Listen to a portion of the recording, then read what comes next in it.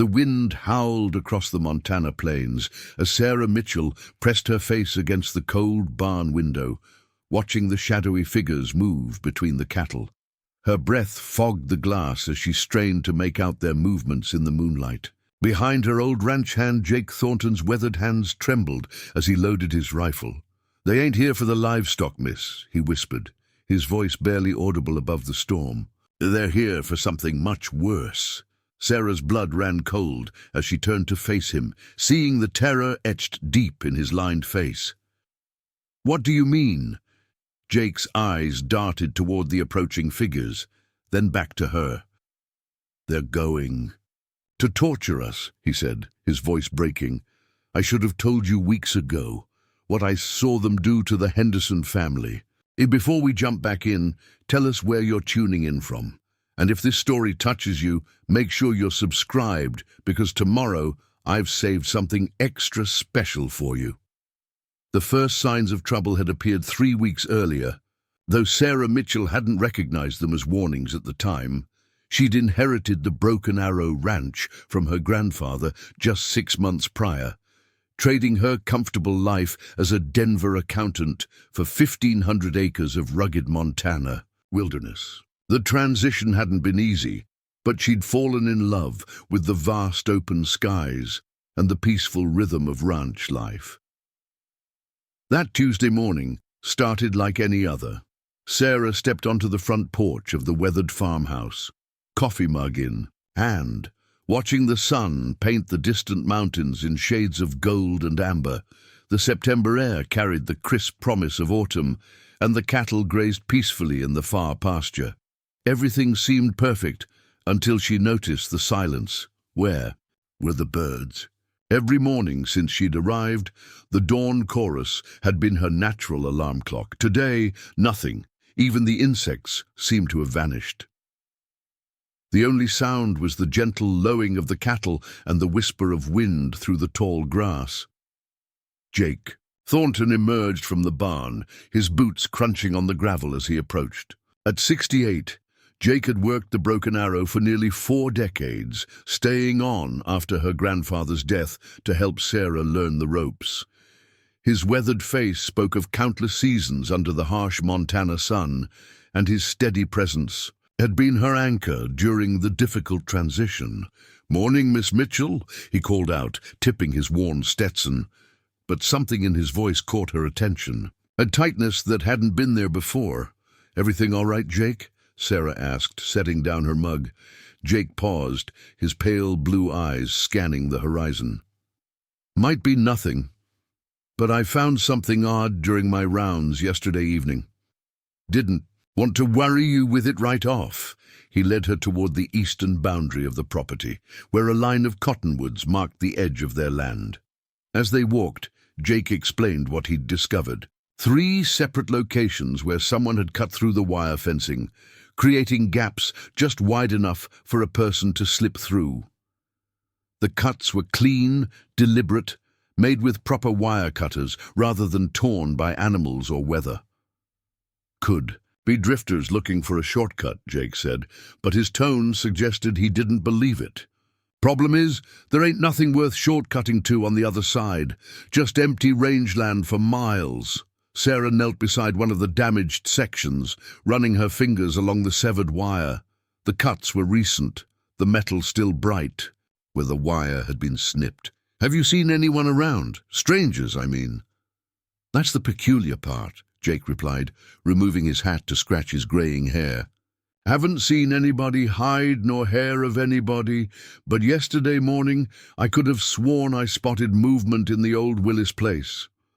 The Willis property sat abandoned 2 miles to the east, a failed homestead from the 1980s where the family had given up after a series of brutal winters and economic hardship. The house still stood, though barely, its roof sagging and windows boarded up. Sarah had never paid it much attention, considering it just another piece of the area's scattered history. That afternoon, Sarah decided to investigate. She saddled Copper, her grandfather's old quarter horse, and rode toward the Willis property.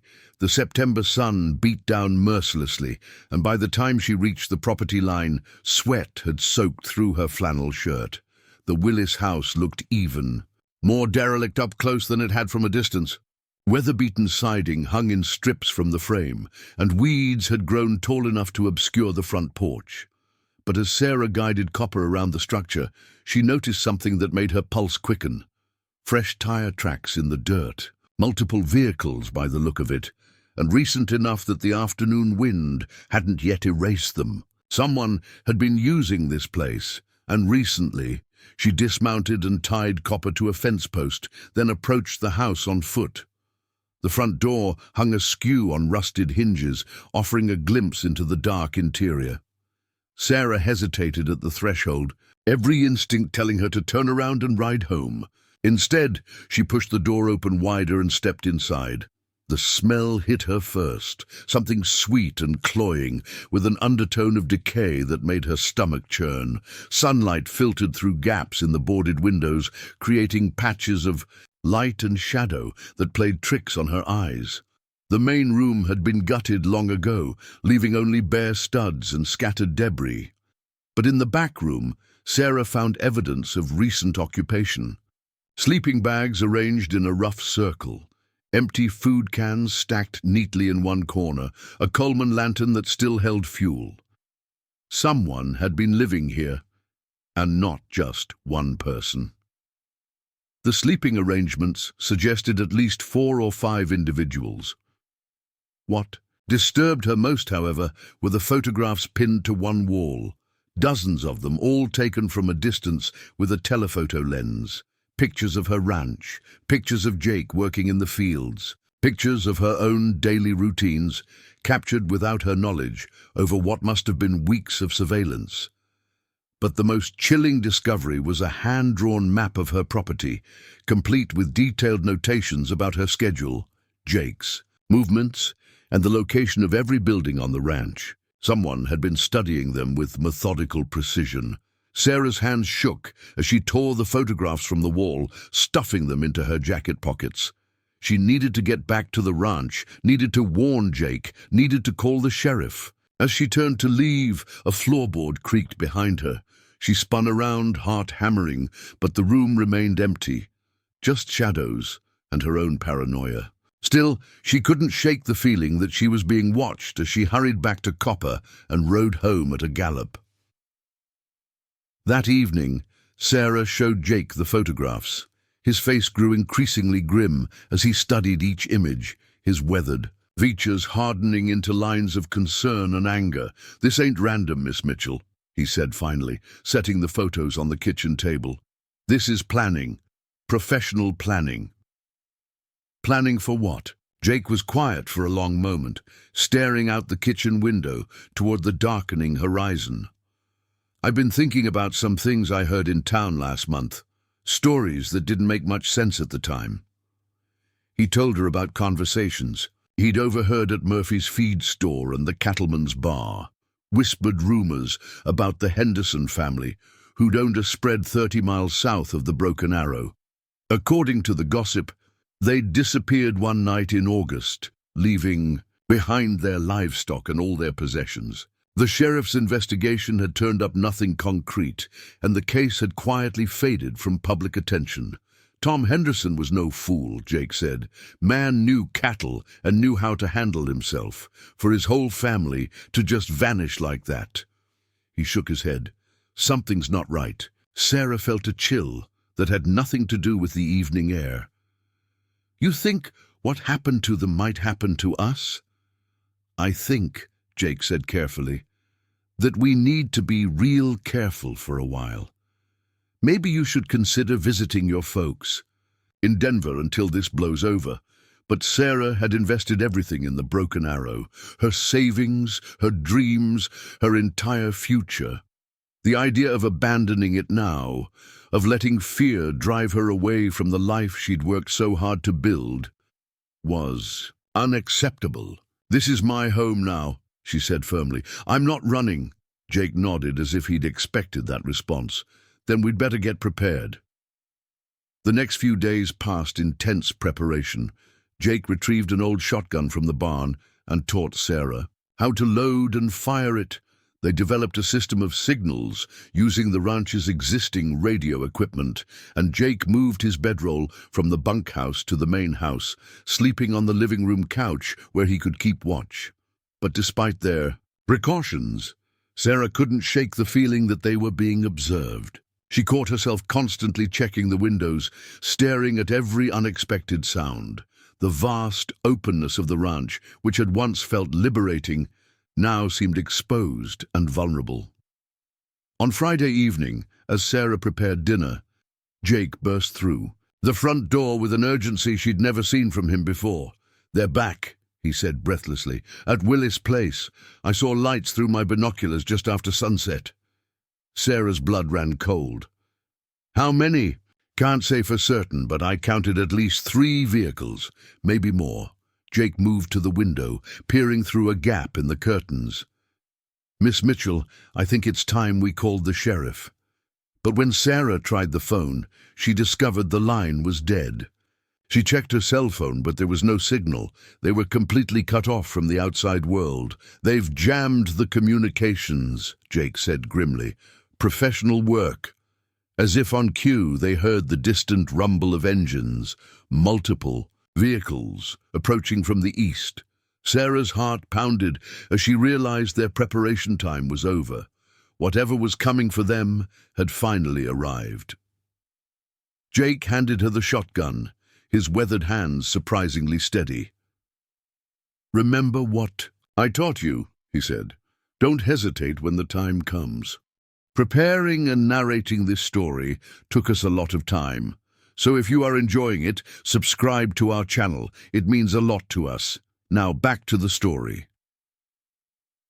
Through the living room window, Sarah could see headlights cutting through the darkness, still distant, but growing closer. The vehicles were moving slowly, deliberately, like hunters stalking prey.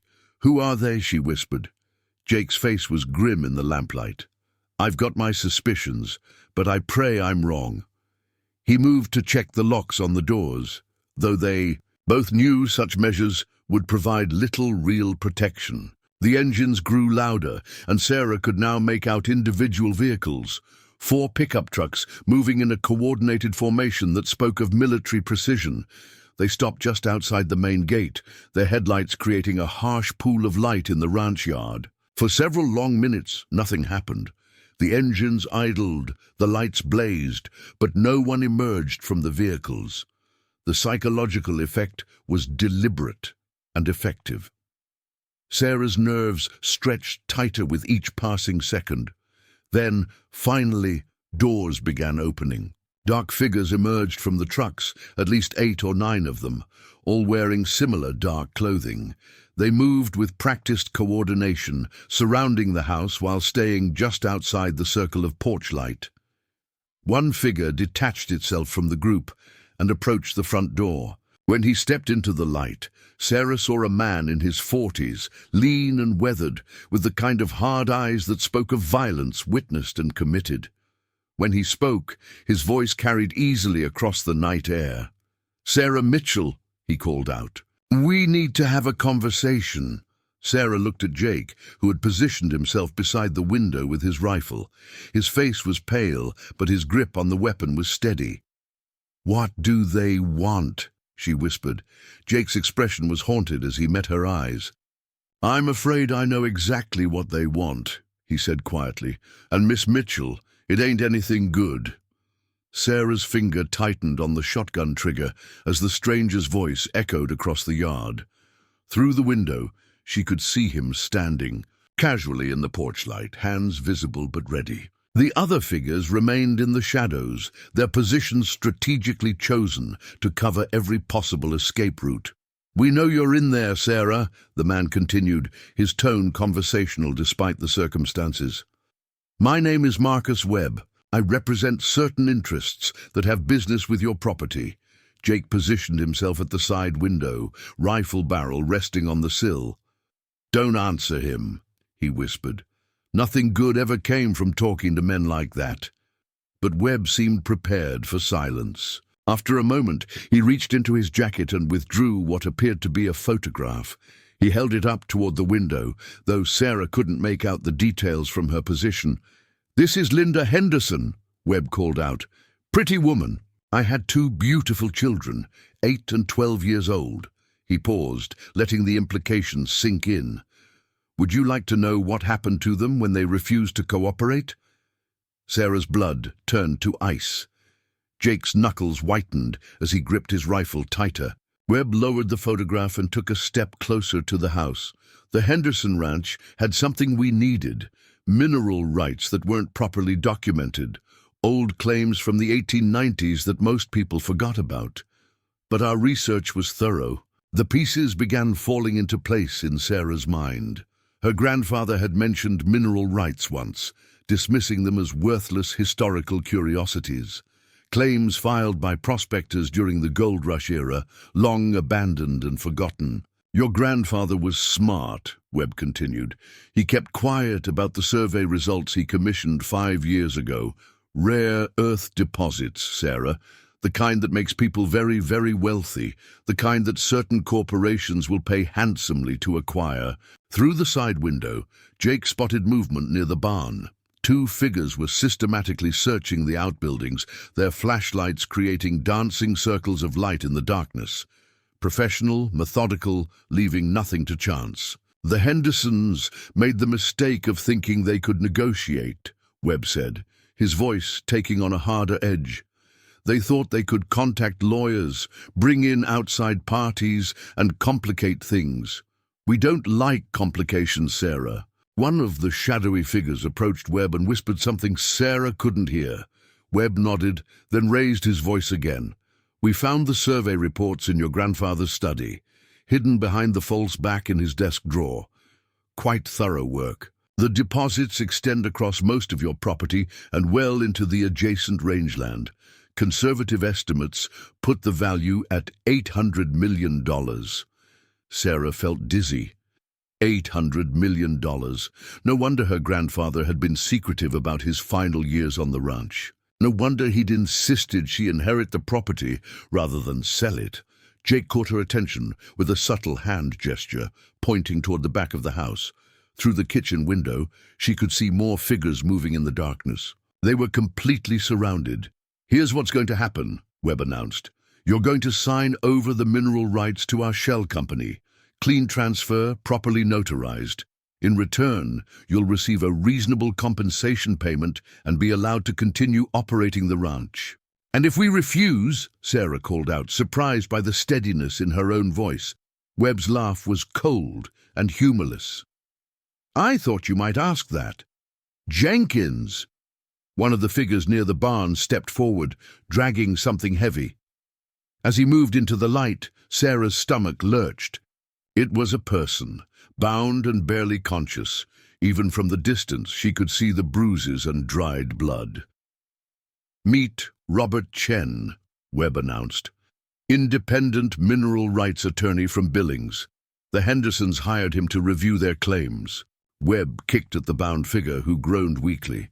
Mr. Chen learned that some knowledge comes at a very high price. Jake's face had gone ashen. "Jesus Christ," he whispered. "They're not just thieves, they're monsters." Webb reached down and hauled Chen to his feet. The lawyer swayed, barely able to stand. His clothes were torn and stained, and one arm hung at an unnatural angle. "Mr. Chen spent 3 days with us before he decided to share everything he knew about rare earth claims in this region," Webb said conversationally. "Amazing how persuasive the right motivation can be." Sarah felt bile rise in her throat. The casual cruelty in Webb's voice was more terrifying than any shouted threat. "The Henderson family watched Mr. Chen's education process," Webb continued, "right up until the moment they agreed to sign their rights away. Unfortunately, they'd already contacted too many outside parties. Lawyers, government agencies, mining companies. Their situation had become complicated." The implication hung in the night air like a poison cloud. The Hendersons hadn't disappeared. They'd been eliminated. Jake leaned close to Sarah's ear. "There's something else you need to know," he whispered urgently, "about why I really stayed on after your grandfather died." Sarah turned to look at him, confused by the timing of this revelation.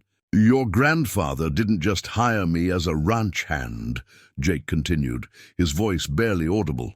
"Before I came here, I worked for the ATF, undercover operations mostly. Your grandfather suspected something like this might happen eventually, so he asked for federal protection." Sarah stared at him in shock. Jake Thornton, the quiet ranch hand who taught her to ride fence and care for cattle, was a federal agent. "My real name is Jacob Thornton Wells," he whispered. "I've been documenting everything that's happened here for the past 6 months. Building a case. Against who? Webb's organization. They're not just criminals, Miss Mitchell. They're a private military contractor called Blackstone Acquisitions. They specialize in resource extraction in contested territories, Afghanistan, South America, Africa. This is their first major domestic operation. Through the window, they could see Webb checking his watch impatiently. "Time's running out, Sarah," he called. "I'm going to need an answer soon." Jake was reaching for something hidden behind the couch. He pulled out a military-grade radio, much more sophisticated than the ranch equipment Sarah had seen before. "I've been trying to maintain contact with my handler," he explained quietly. "But they've been jamming all frequencies since yesterday." Sarah's mind reeled with the implications. Her quiet ranch had become the center of an international incident involving military contractors and massive mineral wealth. The peaceful life she'd imagined was built on a foundation of secrets and violence. Webb was moving again, approaching the front porch steps. "I'm going to count to 10, he announced. "Then my associates are going to demonstrate what happened to the Henderson children. Jenkins, bring the tools from the truck." The figure near. The barn began walking toward a large toolbox in the back of one of the pickups. Even in the darkness, Sarah could see the deliberate way he moved, like someone selecting instruments for a precise and unpleasant task. Jake made a decision. He stood up, rifle in hand, and moved toward the front door. "Jake, no!" Sarah whispered, but he was already reaching for the deadbolt. "Federal agent!" Jake shouted as he yanked open the door, rifle raised. "ATF! Everyone on the ground now!" For a split second, the tableau held. Webb stood frozen on the porch steps, his hand halfway to his concealed weapon. The shadowy figures around the property hesitated, uncertain how to respond to this unexpected development. Then everything erupted into chaos. Muzzle flashes lit up the night as gunfire exploded from multiple directions. Jake dove behind the porch railing as bullets splintered the doorframe above his head. Sarah dropped to the floor, crawling toward the kitchen as windows shattered around her. The attorney, Chen, had been abandoned in the crossfire. He collapsed. To the ground, whether from exhaustion or a stray bullet, Sarah couldn't tell. Jake's rifle cracked repeatedly as he returned fire from behind his meager cover. "The radio!" he shouted over the gunfire. "Channel 17, emergency frequency!" Sarah Army crawled across broken glass to reach the military radio Jake had hidden. Her hands shook as she fumbled with the controls, trying to remember the basics. A radio operation Jake had taught her weeks earlier. "Mayday, mayday," she called into the handset. "This is Broken Arrow Ranch. Coordinates..." She realized she didn't know the precise coordinates. Jake's voice carried over the continuing gunfire. 47.6 north, 109.2 west. Federal agent under fire, multiple hostiles. A voice crackled through the radio static. "Broken Arrow, this is Mountain Base. Confirm federal agent status. Agent Jacob Wells, ATF badge. Number 77492, Jake shouted between rifle shots. Requesting immediate tactical support. Copy that, Agent Wells. Units en route, ETA 12 minutes, 12 minutes. Sarah wondered if they could survive 12 seconds, let alone 12 minutes. Webb's voice cut through the gunfire. "Cease fire! Cease fire! The shooting gradually stopped, though Sarah could hear movement all around the house. "Agent Wells, is it? This complicates things considerably." Jake remained behind the porch railing, rifle ready. "It's over, Webb. Federal response teams are already mobilizing." "I don't think so," Webb replied calmly. 12 minutes gives us plenty of time to clean up this situation and disappear. You see, Agent Wells, we have resources you can't imagine. Contacts in agencies you've never heard of. This operation has approval from levels of government that would surprise you." Sarah felt her heart sink. Jake's face reflected the same realization. They weren't just facing criminals. They were facing a sanctioned operation with official protection, Webb continued, his voice carrying clearly in the sudden quiet. "The rare earth deposits on this property are classified as critical to national security. Chinese corporations have been attempting to corner the global market for these materials. Our government has decided that private acquisition is preferable to foreign control." The horrible logic of it became clear. Blackstone wasn't acting against the government. They were working for it, using methods too brutal for official agencies to employ directly. The Hendersons became a liability when they started talking to environmental groups and congressional oversight committees, Webb explained. "Sometimes patriotism requires difficult choices." Jake's radio crackled again. "Agent Wells, be advised, we're showing interference with our response authorization. Somebody with high-level clearance is trying to abort the mission." Sarah and Jake exchanged horrified glances. Even the federal response was being sabotaged from within.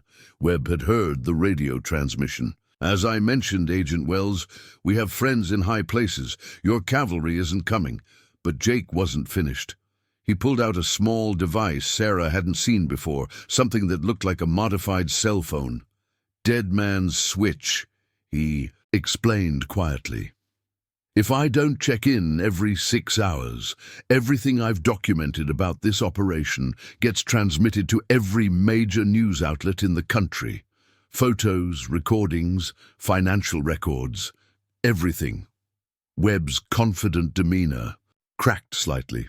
"You're bluffing." "Try me," Jake replied. "I've been preparing for this possibility since I arrived. Your operation is blown wide open if anything happens to us." For several long moments the standoff continued. Sarah could hear whispered conversations among Webb's team, urgent discussions about options and consequences. Then Webb made his decision. "Burn it," he ordered. "Burn everything. Make it look like an accident." Sarah smelled gasoline before she saw the flames. Someone was dousing the barn with accelerant, preparing to create a massive fire that would consume the evidence and provide cover for their escape. "They're going to burn us alive," Sarah whispered in horror.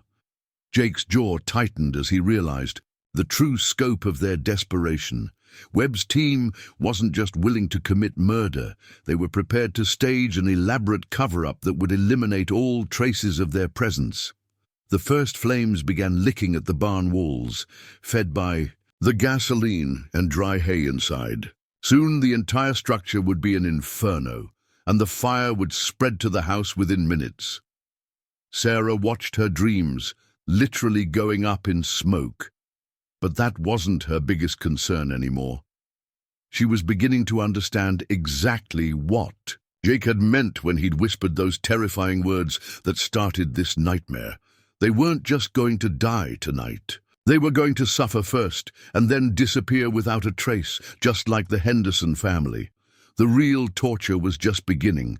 The barn blazed like a beacon against the Montana night sky, flames reaching 30 feet into the air as the dry timber and hay combusted in a roaring inferno. Sarah could feel the heat through the kitchen window, and embers were already drifting toward the main house on the evening breeze. Jake pressed his back against the interior wall, calculating their rapidly diminishing options. The front and rear exits were covered by Webb's team. The radio had gone silent, and now fire was being added to the equation. Smoke was beginning to seep under the kitchen door from the back porch, where someone had apparently doused the wooden steps with accelerant. "We've got maybe 3 minutes before this place becomes a death trap," Jake said grimly, checking his rifle ammunition.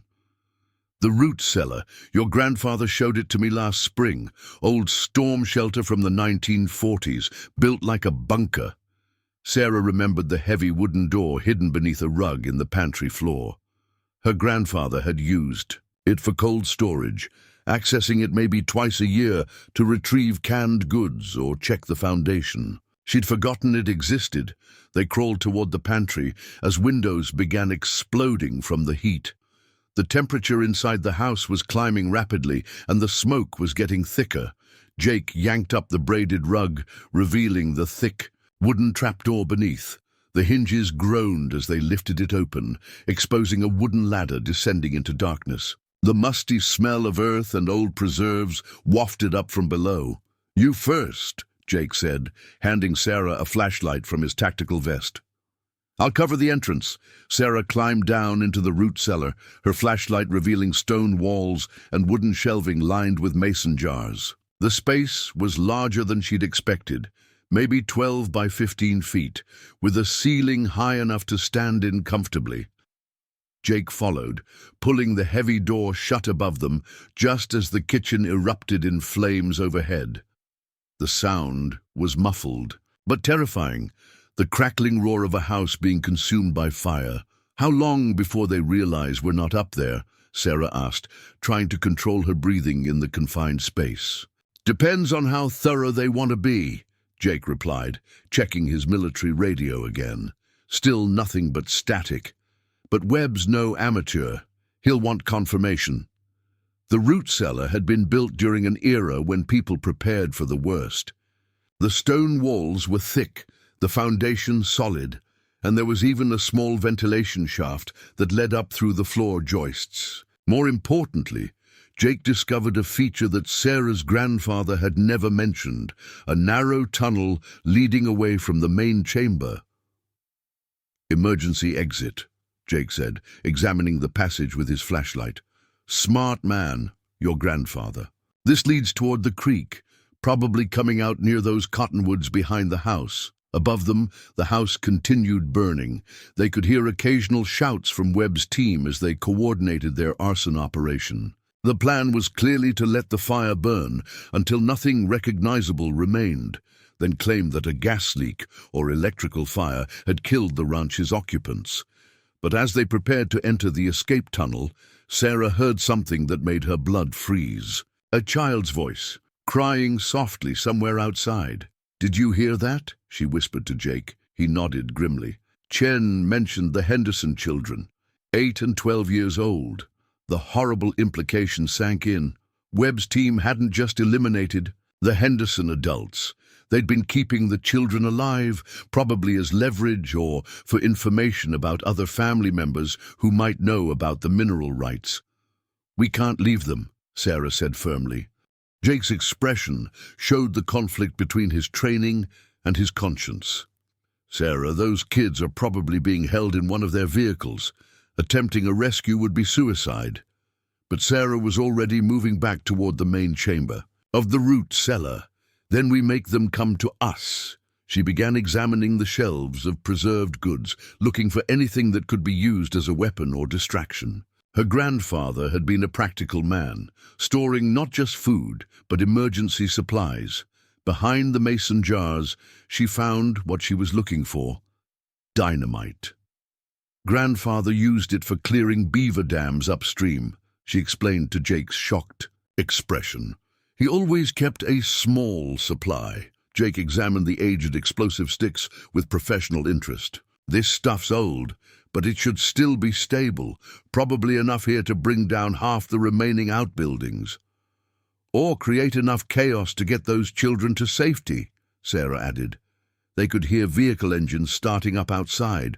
Webb's team was preparing to withdraw, their grisly work apparently complete. This might be their only opportunity. Jake rigged a simple explosive device using the dynamite and his military timer. "This will give us maybe 60 seconds after detonation," he explained. "In that confusion, we might be able to reach whatever vehicle they're keeping the kids in." The escape tunnel led them through claustrophobic darkness for nearly 200 yards before emerging in a dense thicket near the creek. From this position, they could see the full scope of the devastation. The main house was completely engulfed. The barn had collapsed into smoldering ruins, and two of the outbuildings were catching fire from drifting embers. Webb's 4 vehicles were arranged in a rough circle near the front gate. 3 appeared to be standard pickup trucks, but the 4th was a larger panel van with tinted windows. That had to be where the children were being held. 2 guards by the van, Jake whispered, studying the scene through binoculars. The rest of the team is loading equipment into the trucks. They're definitely preparing to leave. Sarah could see Webb himself directing the operation, his calm demeanor suggesting everything was going according to plan. The bound attorney, Chen, was still lying in the dirt where he'd fallen during the gunfight. Whether he was alive or dead was impossible to determine from their position. Jake activated the timer on his improvised explosive device. 60 seconds, he said. "Stay low, move fast, and don't hesitate when the time comes." They crept through the tall grass toward the vehicles, using the noise and light from the burning buildings to mask their approach. Sarah's heart hammered so loudly she was sure everyone could hear it. 50 seconds. The guards by the van were relaxed, apparently convinced that any threat had been eliminated in the house fire. 40 seconds. Webb was barking orders about cleanup, procedures, and evidence removal. His team moved with military precision, each member handling specific tasks in the operation. 30 seconds. Sarah could now hear sounds from inside the panel van, soft whimpering that confirmed her worst fears. But what they would find, 20 seconds. One of the guards lit a cigarette, the flame briefly illuminating his face, young, maybe mid-20s, with the kind of dead eyes Sarah had seen in military documentaries about war zones. 10 seconds. Jake gestured for Sarah to circle around to the far side of the van while he approached from the front. The explosion, when it came, was magnificent and terrible. The dynamite detonated in the ruins of the equipment shed, sending debris and flames hundreds of feet into the air. The concussion wave shattered windows in the remaining vehicles and knocked several of Webb's team members to the ground. In the chaos that followed, Jake moved with the fluid precision of someone trained for exactly this kind of operation. The first guard never saw him coming. A rifle butt to the base of the skull dropped him instantly. The second guard managed to draw his sidearm before Jake's second strike crushed his windpipe. Sarah reached the rear doors of the van as Jake was securing the guards' weapons. Her hands shook as she worked the handles, terrified of what she might find inside. 2 children huddled in the corner of the cargo area, bound with zip ties and blindfolded. A girl who looked about 12 and a younger boy, both wearing pajamas that were torn and stained. They cringed away from the sudden light, clearly expecting more abuse. "It's okay," Sarah whispered, her voice breaking. "We're here to help you." The girl lifted her head slightly. "Are you the police?" "Something like that," Sarah said, working to cut their bonds with a utility knife from Jake's vest. "What are your names?" "Emma Henderson," the girl replied. "This is my little brother Tommy." Sarah's heart clenched. The Henderson children, survivors of whatever horror had befallen their family. They'd been kept alive for 3 weeks as prisoners of these monsters. Jake appeared at the van's rear doors. "We need to move. Webb's team is regrouping faster than expected."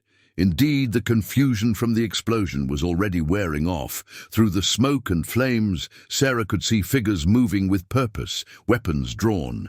Someone was shouting orders about securing the perimeter.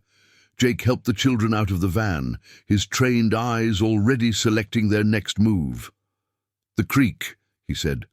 "We can use the water and tree cover to put distance between us and them." But As they started toward the cottonwoods, a spotlight blazed to life from one of the pickup trucks. The harsh beam swept across the ranch yard, searching for movement. "There," Webb's voice carried clearly across the space. "By the van." Gunfire erupted again, muzzle flashes winking in the darkness like deadly fireflies. Jake shoved Sarah and the children toward the cover of a water trough as bullets whined overhead. Emma Henderson was sobbing now, the sound heartbreaking after everything she'd already endured. Tommy clung to his sister, his small body shaking with terror. "Listen to me," Jake said urgently, gripping Sarah's shoulder. "There's a hunting cabin about 2 miles upstream, old trapper's place your grandfather used during deer season. You take the kids and head for it. Follow the creek bed. The water will mask your tracks." "What about you?" Jake's expression was grim but determined. "I'm going to buy you time. Webb's radio equipment is in that lead truck. If I can destroy it and create enough of a distraction, you might make it to the cabin before they can organize a proper search." Sarah realized what he was proposing, a suicide mission to give them a chance at escape. "There has to be another way," she protested. "Sarah?" Jake's voice was gentle but firm. "These kids have been through hell. They deserve a chance to survive this. You're the only one who can give them that chance." Another burst of gunfire sent them deeper behind the water trough. The spotlight was getting closer, systematically sweeping toward their position. Jake pressed his backup sidearm into Sarah's hands, along with 2 spare magazines. "Remember your training. Point and shoot. Don't think, just react." He also handed her a small device she didn't recognize. "GPS locator beacon," he explained. "Federal frequency. If you activate it from the cabin, it'll bring help eventually. But wait at least 6 hours. Give them time to think you're dead in the fire." Sarah wanted to argue, wanted to find a solution that didn't require Jake's sacrifice, but Emma tugged at her sleeve. "Please," the girl whispered. "I can't watch anyone else die." The weight of responsibility settled on Sarah's shoulders. 2 traumatized children who'd already lost everything, depending on her to get them to safety. Jake was already moving, working his way around the water trough toward the vehicles. "Count to 30, then run for the creek," he called softly. "Don't look back." Sarah gathered the children close, whispering instructions about staying low and following her lead. Through her tears, she watched Jake's silhouette moving through the smoke and shadows, a federal agent preparing to sacrifice himself for strangers' children. The next explosion was smaller than the first, but perfectly placed. Webb's communications truck erupted in flames as Jake's grenades found their target. The blast destroyed not only the radio equipment, but also their night vision gear and coordinate tracking systems. In the chaos that followed, Sarah ran with Emma and Tommy Henderson toward the dark sanctuary of the creek bottom, Jake's gunfire covering their escape until the very last moment. By the time Webb's team regained control of the situation, their targets had vanished into the Montana wilderness, carrying with them the testimony that would eventually bring down one of the most corrupt operations in federal law enforcement history. But that was still hours away. For now, Sarah focused on keeping 2 broken children alive through the longest night of their lives.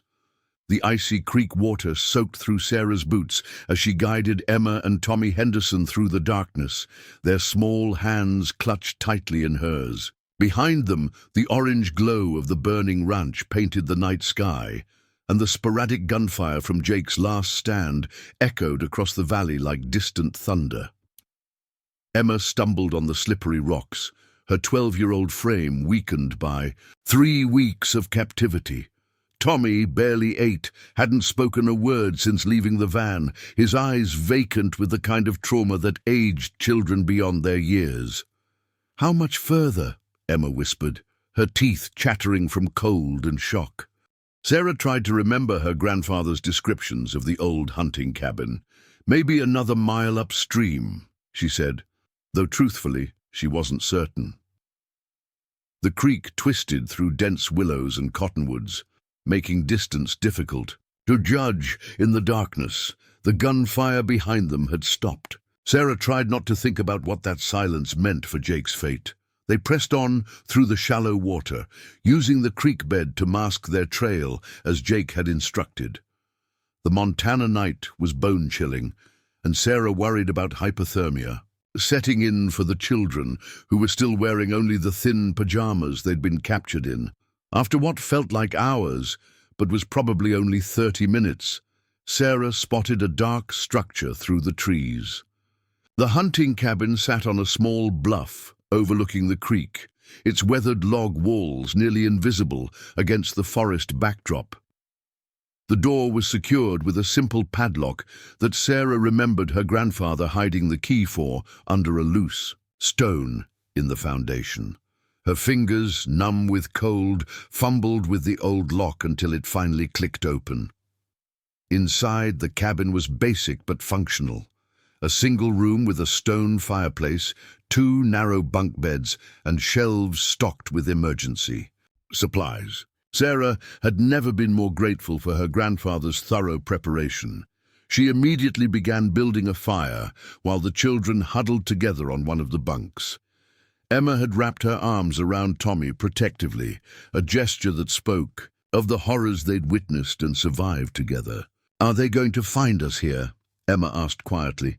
Sarah fed kindling to the growing flames, choosing her words carefully. "This place is hidden.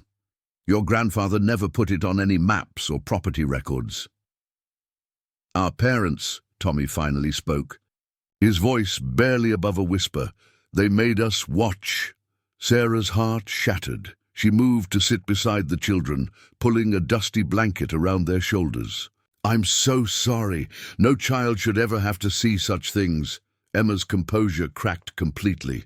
"They said they'd let us go if we told them about Daddy's business meetings, all the people he talked to about mineral rights, so we told them everything.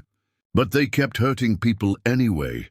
The full scope of Webb's operation became clearer. The Henderson children had been used as sources of intelligence, forced to reveal their father's contacts in the mining and legal communities. Every name they'd provided had probably led to more victims. "That lawyer, Mr. Chen," Emma continued, through her tears. "They brought him to where they were keeping us, made us watch while they—" She couldn't finish the sentence. Sarah held the children close, her own tears flowing freely. The psychological torture these kids had endured was beyond comprehension. Tommy pulled something from his pajama pocket, a small digital recorder, the kind used for taking voice notes. "I took this from their truck," he said, "when they weren't watching." Sarah examined the device. It was expensive, professional grade, with several hours of recorded content. Tommy had somehow managed to steal evidence during his captivity. "They talked about lots of stuff when they thought we were sleeping," Tommy explained. "Names of people in the government who helped them, bank accounts, other places they've done this. The recorder could be the key to exposing the entire conspiracy. But first, they needed to survive long enough to get it to the right authorities." Sarah checked her watch. 3:30 in the morning. Jake had said to wait 6 hours before activating the GPS beacon, giving Webb's team time to assume they'd died in the fire. That meant waiting until after sunrise, before calling for help. She spent the remaining dark hours listening to the children's account of their ordeal. The Henderson family had been captured at their ranch during a staged home invasion. Webb's team had posed as federal marshals, serving a warrant, using fake credentials that had fooled Robert Henderson completely. "Daddy believed them right up until they killed Mama," Emma said numbly. "They made him sign papers before they shot him, legal documents transferring the mineral rights. The children had been kept alive as insurance and as sources of information about their father's business relationships. Every detail they'd provided had been used to track down and eliminate other people who knew about the rare earth deposits." "Mr. Chen wasn't the first lawyer," Tommy revealed. "There was a lady from the state mining office and a man from the Environmental Protection Agency. They brought them all to us." Sarah realized the scope of the conspiracy was far larger than even Jake had suspected. Webb's team had been systematically eliminating anyone with knowledge of the mineral deposits, using the Henderson children as unwilling witnesses to terrorize each new victim into compliance. As dawn approached, Sarah ventured outside to scout their surroundings. The cabin's location was even better than she'd hoped, completely concealed from aerial observation by the dense forest canopy, with multiple escape routes if they were discovered. But more importantly, she could see smoke rising from several locations in the distance, not just her ranch, but other fires scattered across the valley. Webb's team was conducting a cleanup operation, burning evidence and eliminating traces of their presence. When she returned to the cabin, Emma was awake and examining Tommy's stolen recorder. "There's something else on here," she said. "A phone. Recall they made right after they caught us." Sarah connected the device to a small speaker she'd found among the cabin's supplies. The audio quality was poor, but the voices were clear enough to understand. Webb's voice came through first. "Package. Secured. Henderson family neutralized except for the assets, proceeding with extraction protocol." An unfamiliar voice responded. "Understood. What's the status of the federal investigation?" "Under control. Agent Wells has been feeding us information for months. His cover story about protecting the ranch was perfect misdirection." Sarah's blood ran cold. Jake had been working for Webb all along. The federal agent identity, the protection story, everything had been an elaborate deception. But Emma was shaking her head. "That's not right," she said firmly. "We heard them talking about Agent Wells later. They were angry because he wasn't cooperating anymore." The recording continued, revealing more of the conversation. "Wells has become a problem," Webb's voice said. "He's been asking too many questions about the Henderson situation. I think his conscience is interfering with the mission." "Handle it," the other voice replied. "We can't afford complications at this stage." Already in motion. Wells thinks he's protecting the Mitchell woman, but he's actually helping us isolate both targets. Clean elimination, no federal interference. Sarah realized the truth. Jake had started as part of Webb's operation, but something had changed his allegiance. Perhaps discovering the children's involvement or witnessing the torture of Chen had awakened his conscience. His final sacrifice hadn't been for strangers. It had been his attempt at redemption. The recording contained hours of additional material, phone calls detailing the scope of the operation, financial arrangements with government officials, and most damning of all, a complete list of other properties across the western United States where similar acquisitions were planned. This wasn't an isolated incident. It was the beginning of a systematic campaign to seize mineral-rich properties using terrorism and murder. As the sun climbed higher, Sarah made the decision to activate Jake's GPS beacon. The 6-hour window had passed, and they couldn't survive. Indefinitely in the cabin with 2 traumatized children, the device emitted a single, soft beep to indicate activation. Somewhere, federal agencies would receive the emergency signal and begin organizing a response. But Sarah had no way of knowing how long that response would take, or whether Webb's government contacts would interfere again. While they waited, she helped the children process what they'd experienced. Emma was remarkably resilient, her protective instincts toward Tommy giving her strength, but both kids showed signs of severe trauma that would require years of professional help to overcome.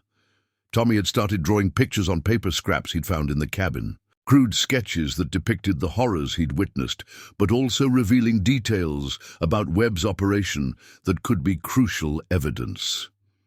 "This is where they kept us," he explained, showing Sarah a drawing of what appeared to be an underground facility, not just a truck. They had a place with lots of rooms. The implications were staggering. Webb's team wasn't just conducting individual operations. They'd established a permanent base of operations, complete with holding facilities for victims. Emma studied her brother's drawings. "It was cold down there," she said, "and there were other people in different rooms. We could hear them crying. At night, more victims, an entire underground prison system that Webb's organization used to process their captures before elimination." Around noon, they heard the distant sound of helicopters, multiple aircraft approaching from the east. Sarah's heart raced as she tried to determine whether the response was legitimate federal agencies or more of Webb's people arriving for cleanup. The children pressed against the cabin's small window, watching the aircraft circle the area where the ranch had been. Military helicopters, she realized. Genuine federal response, not private contractors. Jake's sacrifice had worked. His death had bought them enough time for real authorities to arrive. But as Sarah prepared to signal their location to the helicopters, Emma grabbed her arm urgently. "Wait," the girl said. "What if they're not really the good guys? What if Webb's people have uniforms too?" The question chilled Sarah to the bone. After everything they'd learned about corruption within federal agencies, how could they be certain that any official response was legitimate? Tommy held up another drawing, this one showing men in military uniforms who had participated in the torture sessions. Webb's organization had people everywhere, including in agencies that were supposed to protect citizens. Sarah realized they faced an impossible choice. Stay hidden and risk dying from exposure and starvation, or reveal themselves to authorities who might be part of the same conspiracy that had murdered the Henderson parents. The helicopters were getting closer, and Sarah could hear ground vehicles approaching through the forest. Time was running out to make a decision that would determine whether they lived to expose the truth or joined the growing list of Webb's victims. In her hands, she held the GPS beacon that could save their lives or deliver them directly to their killers. The sound of helicopter rotors grew thunderous as multiple aircraft circled overhead, their searchlights cutting through the forest canopy like silver knives. Sarah crouched beside the cabin window with Emma and Tommy, watching uniformed figures rappel from the aircraft into the trees surrounding the burned ranch. "How do we know if they're real federal agents?" Emma whispered, echoing the question. That had been haunting Sarah since the aircraft arrived. Tommy clutched his stolen recorder tighter. "The bad men had uniforms too," he said quietly. "They looked just like the police." Sarah studied the approaching forces through binoculars she'd found in the cabin. The equipment looked legitimate. Proper military helicopters, coordinated, tactical movements, professional communication protocols. But Webb's operation had demonstrated access to resources that suggested deep government connections. One of the helicopters broke formation and began flying a search pattern along the creek, its powerful spotlight probing the dense willows and cottonwoods. They were systematically searching for survivors, which could be either rescue or elimination, depending on who was really controlling the operation. "There," Emma pointed through the window. "That man by the big helicopter. I've seen him before." Sarah focused the binoculars on the figure Emma indicated. A tall man in his 50s, wearing the uniform of a federal marshal, directing the search operation with obvious authority. Even from a distance, there was something familiar about his bearing. "Where did you see him?" Sarah asked. Emma's voice was barely audible. "At the place where they kept us. He came to watch when they hurt Mr. Chen." Sarah's stomach dropped. The federal response wasn't legitimate. Webb's people had simply changed tactics, arriving in official uniforms to complete their cleanup operation. But as she continued watching, something didn't fit. The search teams were being thorough but careful, treating the area like a crime scene rather than conducting an elimination operation. Evidence was being collected and catalogued rather than destroyed.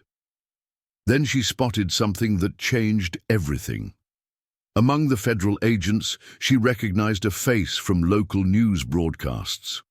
Margaret Chen, the wife of the tortured attorney. She was wearing civilian clothes, but had clearly been brought to the scene to assist with the investigation. Real federal agents wouldn't bring a victim's family member to an active crime scene unless they were genuinely trying to solve the case. Rather than cover it up, Sarah made a decision. "We're going to trust them," she announced to the children, "but we're going to be smart about it." She activated Jake's GPS beacon for a second time, sending out a more powerful emergency signal. Almost immediately, one of the helicopters altered course and began flying directly toward their position. "Remember," Sarah told Emma and Tommy, "don't give them the recorder until we're absolutely certain they're legitimate. And if anything feels wrong, you run for the creek and hide." The helicopter landed in a small clearing about 200 yards from the cabin, its rotor wash bending the surrounding trees nearly horizontal. 4 figures emerged from the aircraft, 2 in federal tactical gear, 1 in a suit who appeared to be a senior agent, and surprisingly, a woman in medical scrubs.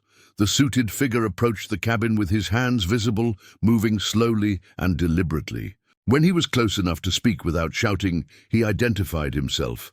"I'm Deputy Director Richard Hawkins, FBI," he called out. "We received an emergency beacon from this location. Are you Sarah Mitchell?" Sarah opened the cabin door cautiously, keeping the children behind her. "How do I know you're really FBI?" Hawkins reached slowly into his jacket and withdrew his credentials, holding them up for inspection. The badge and identification looked authentic, but Sarah had learned not to trust appearances. Agent Jacob Wells transmitted a dead man's switch. "Protocol before his death," Hawkins continued. "His evidence package reached my office 6 hours ago. We know about Blackstone acquisitions and the mineral rights conspiracy. The mention of Jake's insurance policy was encouraging, but Sarah needed more proof. What was in the evidence package?" "Financial records showing payments from Blackstone to compromised federal officials," Hawkins replied. "Photographs of torture victims. Audio recordings of coordination between Marcus Webb and Deputy Assistant Attorney General Lawrence Morrison." Sarah's pulse quickened. Morrison was a name she recognized from Tommy's recorded conversations, one of Webb's primary government contacts. "We also know," Hawkins continued, "that you're protecting Emma and Tommy Henderson, who've been missing for 3 weeks." At the mention of their names, Tommy stepped forward slightly. "Are you here to help us or hurt us?" he asked with heartbreaking directness. Hawkins knelt down to Tommy's eye level. "I'm here to help you, son, and to make sure the people who hurt. Your family can never hurt anyone else." The medical professional stepped forward. "I'm Dr. Patricia Russo," she said gently. "I specialize in helping children who've been through traumatic experiences. I'd like to examine you both, make sure you're okay." Emma studied Dr. Russo's face carefully. "Are you a real doctor?" Dr. Russo smiled warmly and showed Emma her medical identification. "I work with the FBI's Victim Services Unit. My job is to help kids like you feel safe again." Something in the doctor's manner seemed to reassure Emma. The 12-year-old had developed finely tuned instincts for recognizing deception after 3 weeks of captivity. "They have evidence," Emma told Sarah quietly. "Things that could help. Catch the other bad people." Tommy reached into his pajama pocket and withdrew the stolen recorder. "I took this from their truck," he announced. "It has lots of conversations about the people they hurt." Hawkins accepted the device with obvious reverence for its importance. "Son, this could be the key to stopping them permanently." As Dr. Russo began her gentle examination of the children, Hawkins briefed Sarah on what the federal investigation had uncovered. Jake's evidence package had triggered a massive multi-agency operation targeting Blackstone acquisitions and their government enablers. "We've arrested Deputy Assistant Attorney General Morrison and 4 other officials who were taking payments from Blackstone," Hawkins explained. "But the organization is larger than we initially realized." He showed Sarah surveillance photographs. of underground facilities in 3 different states, Montana, Wyoming, and Colorado. All were connected to Blackstone's mineral acquisition operations, and all contained evidence of imprisoned victims.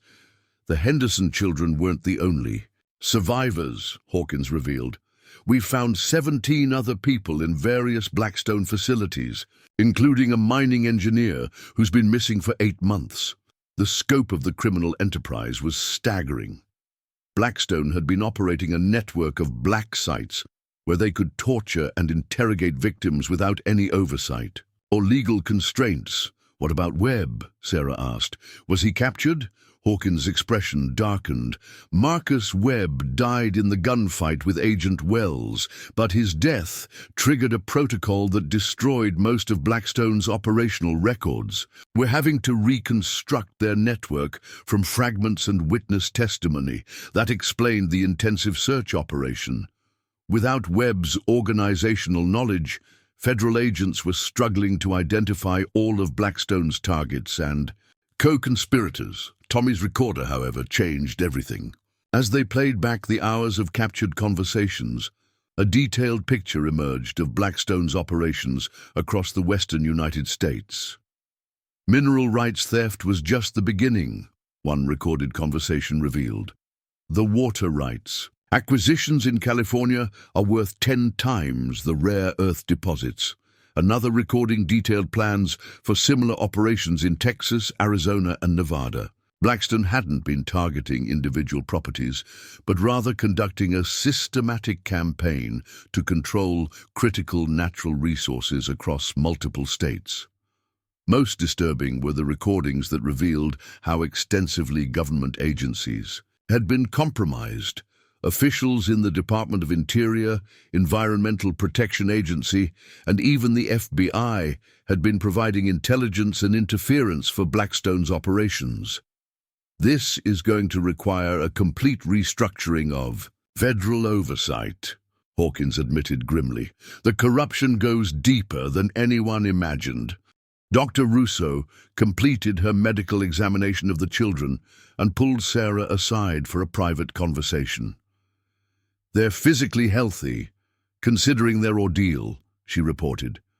But the psychological trauma is severe. They'll need intensive therapy for years. What about their extended family? Sarah asked. There's an aunt in Oregon who's been desperately searching for them, Dr. Russo explained.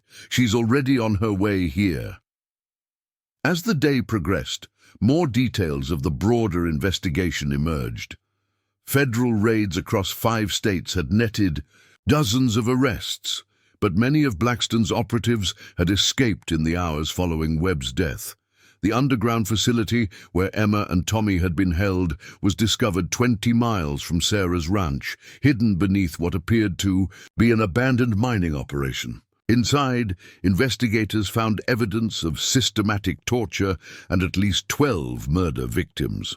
The children's testimony will be crucial for prosecution, Hawkins explained to Sarah, but we'll do everything possible to minimize their trauma during the legal proceedings. Tommy had become fascinated with the FBI's communication equipment, asking detailed questions about radio frequencies and encryption protocols. His curiosity was both heartbreaking and inspiring.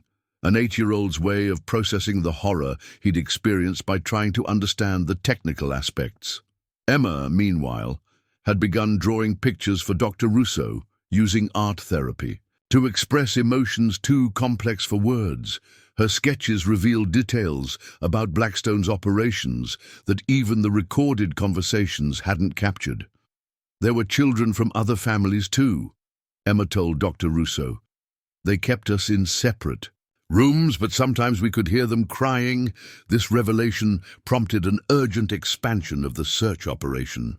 If Blackstone had been systematically targeting families with valuable property rights, there could be dozens of missing children across their network of facilities. As afternoon turned to evening, Sarah found herself serving as an unofficial liaison between the children and the growing team of federal investigators. Emma and Tommy trusted her in a way they couldn't yet trust the agents, despite the professionals' obvious good intentions. "Will we have to go to court?" Emma asked during one of their conversations. "Probably," Sarah answered honestly. "But you won't be alone, and the people who hurt your family will be in jail where they can't hurt anyone else." Tommy looked up from the electronic device he'd been examining. "What about the other kids? The ones we heard crying?" It was a question that haunted everyone involved in the investigation. The recordings suggested Blackstone had been operating their network for years, which meant dozens of families could have been victimized. Hawkins approached Sarah as the sun began setting behind the mountains. "We're going to need you to testify as well," he said.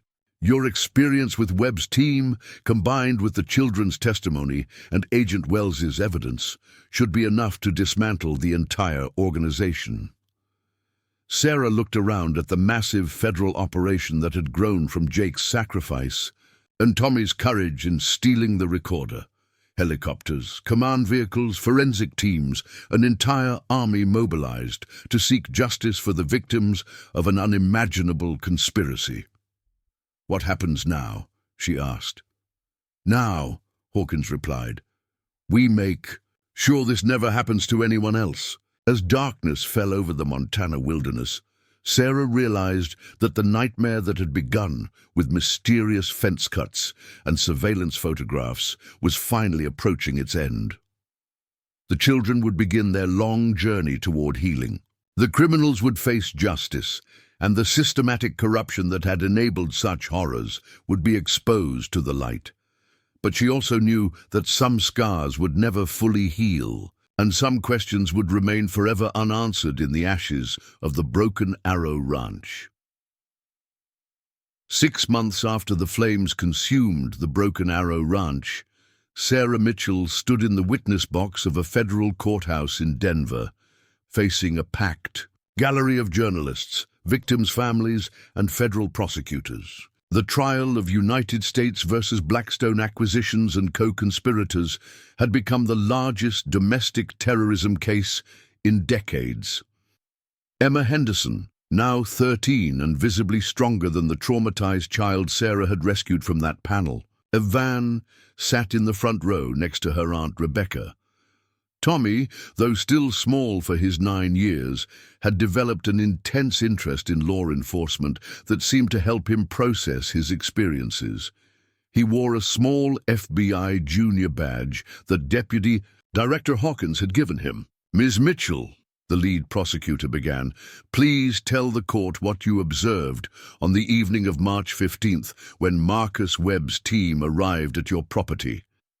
Sarah's testimony had been building over 3 days, methodically establishing the timeline of events that had exposed one of the most extensive criminal conspiracies in American history. The evidence table nearby displayed dozens of items recovered from Blackstone facilities: torture devices, falsified government documents, financial records showing millions in bribes to federal officials.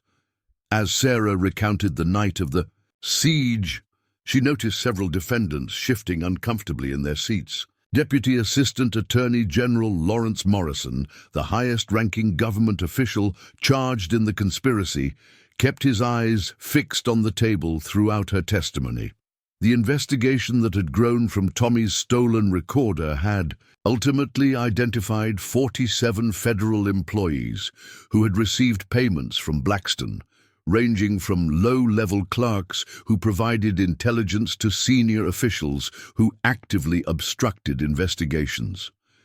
The corruption had reached into agencies Sarah had never imagined could be compromised. The defendant Morrison personally authorized the termination of 3 separate FBI investigations into Blackstone's activities, Sarah continued, reading from notes she'd helped federal investigators prepare. These investigations were closed, without explanation, and the agents involved were transferred to unrelated assignments. In the 6 months since the raid, the scope of Blackstone's operations had become terrifyingly clear. The network of underground facilities had been used to imprison and torture over 200 victims across a 5-year period. Most had been property owners with valuable mineral or water rights, but some had been environmental activists, investigative journalists, or government employees who had gotten too close to the truth. The financial records recovered from various Blackstone facilities revealed a business model that went far beyond simple extortion. They had been operating as a private military contractor for corporations and foreign governments, using American soil as a testing ground for techniques later employed in overseas operations. Emma took the stand on the 4th day of trial. Her testimony delivered with a composure that amazed everyone in the courtroom. Dr. Russo sat nearby, providing silent support as Emma described the 3 weeks she and Tommy had spent as prisoners. "They told us that nobody was looking for us," Emma said clearly into the microphone. "They said our parents had been forgotten, and that we would be forgotten too unless we helped them find other people to hurt." The psychological warfare tactics Blackstone had employed were as sophisticated as their physical torture methods. Children were used not just as sources of information, but as tools to break adult prisoners who witnessed their suffering. Tommy's testimony was brief but devastating. Despite his young age, he had observed and remembered details that helped prosecutors establish connections between seemingly unrelated crimes across multiple states. "The man with the scar," Tommy said, pointing to one of the defendants. "He showed us pictures of other kids and said they were dead because their parents didn't cooperate. But later, I heard him on the phone saying those kids were still alive, somewhere else." This revelation had prompted a frantic search operation that was still ongoing. Federal agents were now investigating reports of missing children dating back 7 years, trying to determine how many other families had been victimized by Blackstone's operations. The trial's most dramatic moment came during the testimony of Dr. Patricia Chen, widow of the murdered attorney Robert Chen. She had been brought to identify her husband's tortured remains, but her testimony revealed something even more significant. "My husband wasn't just investigating the Henderson mineral rights," she told the court. "He had discovered that Blackstone was operating on behalf of Chinese mining corporations, using American criminal networks to acquire strategic resources for foreign interests. This international dimension had elevated the case from domestic terrorism to potential treason. Several defendants now faced charges under the Espionage Act for providing aid to foreign powers engaged in economic warfare against the United States. Sarah's role in the trial extended beyond testimony. In the months following the rescue, she had worked closely with federal investigators to reconstruct the timeline of events that had led to her ranch becoming a target. Her grandfather's papers, recovered from the burned house's foundation, had revealed years of secretive mineral surveys and geological assessments. "Your grandfather knew what was coming," Deputy Director Hawkins had explained during one of their preparation sessions. The surveys he commissioned weren't just about the rare earth deposits. He was documenting evidence of a systematic campaign to identify and acquire strategic properties across the western United States. Sarah's foundation had expanded internationally, providing security assessments for indigenous communities whose traditional lands contained valuable resources. The foundation's early warning systems had prevented 17 attempted resource seizures across 4 countries, using lessons learned from the Blackstone investigation. Agent Wells' posthumous Medal of Valor had been awarded in a ceremony attended by his sister and her children, the same family members whose lives had been threatened to ensure his compliance with Blackstone. His sister had established a scholarship program for children of law enforcement officers killed in the line of duty. The underground facility where Emma and Tommy had been imprisoned had been converted into a research center studying the psychological effects of isolation and coercion. The knowledge gained from examining Blackstone's methods had improved interrogation resistance training for military and intelligence personnel. Deputy Director Hawkins had been promoted to FBI Director following the successful prosecution, implementing new cross-agency communication protocols that prevented the kind of information silos that had allowed Blackstone to operate undetected. His reforms had been adopted by law enforcement agencies in 12 countries. The geological surveys that had identified the original mineral deposits had revealed even more extensive resources than initially estimated, with total values exceeding $2 billion. The ethical development of these resources under federal oversight had funded the largest victim compensation program in American legal history. Margaret Chen, widow of the murdered attorney, had completed law school and joined the FBI's Legal Counsel Office, specializing in cases involving attorney-client privilege violations and professional targeting. Her work had led to new protections for legal professionals investigating resource-related crimes. The Chinese corporations that had been financing Blackstone's operations faced international sanctions and criminal prosecutions in multiple jurisdictions. 3 executives had been extradited to the United States for trial, marking the first successful prosecution of foreign nationals for domestic terrorism financing. Emma's artistic therapy work had evolved into a broader program helping trauma survivors express their experiences through creative media. Her foundation partnered with art therapy programs in refugee camps and conflict zones, providing healing opportunities for children who had experienced systematic violence. Tommy's technical expertise had led to the development of new emergency communication systems for rural properties, allowing isolated families to call for help even when traditional communication lines were compromised. These systems had already prevented several attempted home invasions and kidnappings.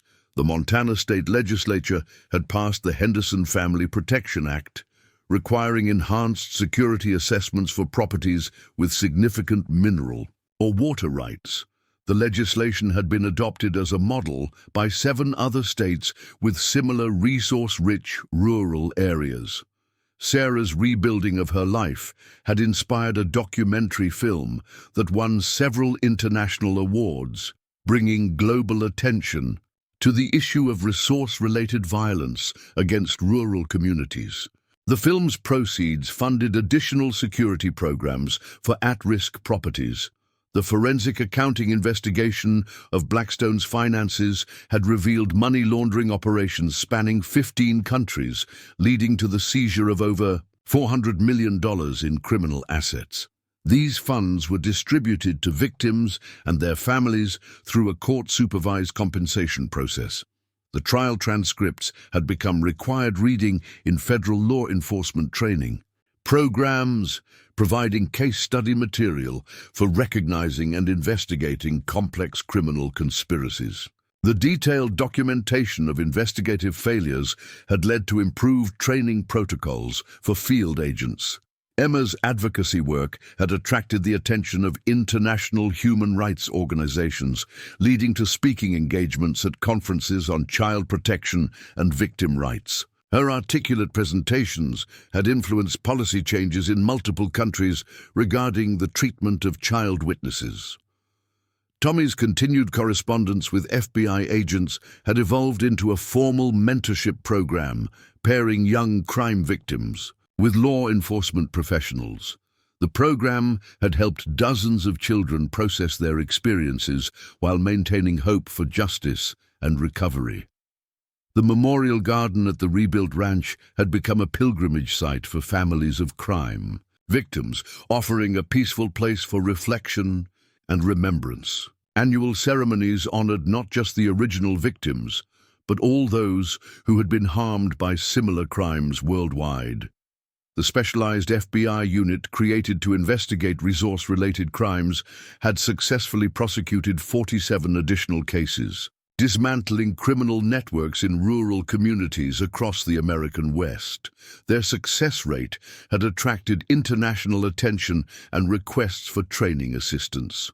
Sarah's personal recovery had included completing a master's degree in rural security studies, making her one of the few civilian experts in protecting isolated communities from organized criminal targeting.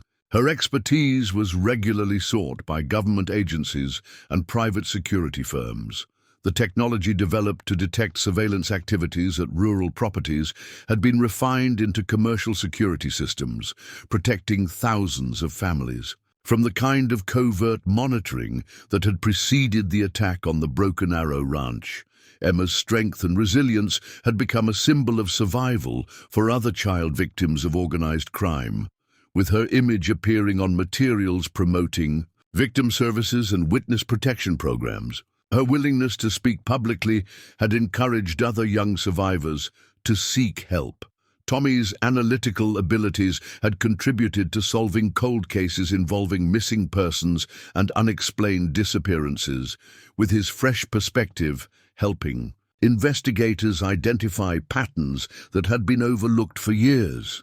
The comprehensive reform of federal oversight procedures had prevented the kind of corruption that had enabled Blackstone's operations, with new safeguards requiring multiple agency approval for any decisions affecting ongoing criminal investigations.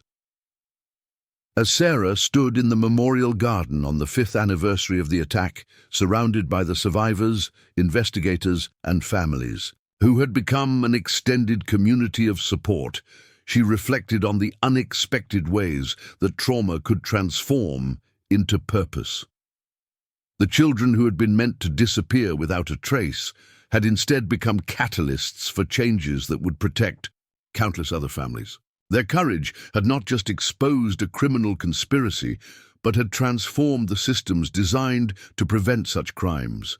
The whispered words that had chilled her blood 5 years earlier, "They're going to torture us," had become a promise that such horrors would never again be allowed to flourish in the darkness of government corruption and criminal conspiracy.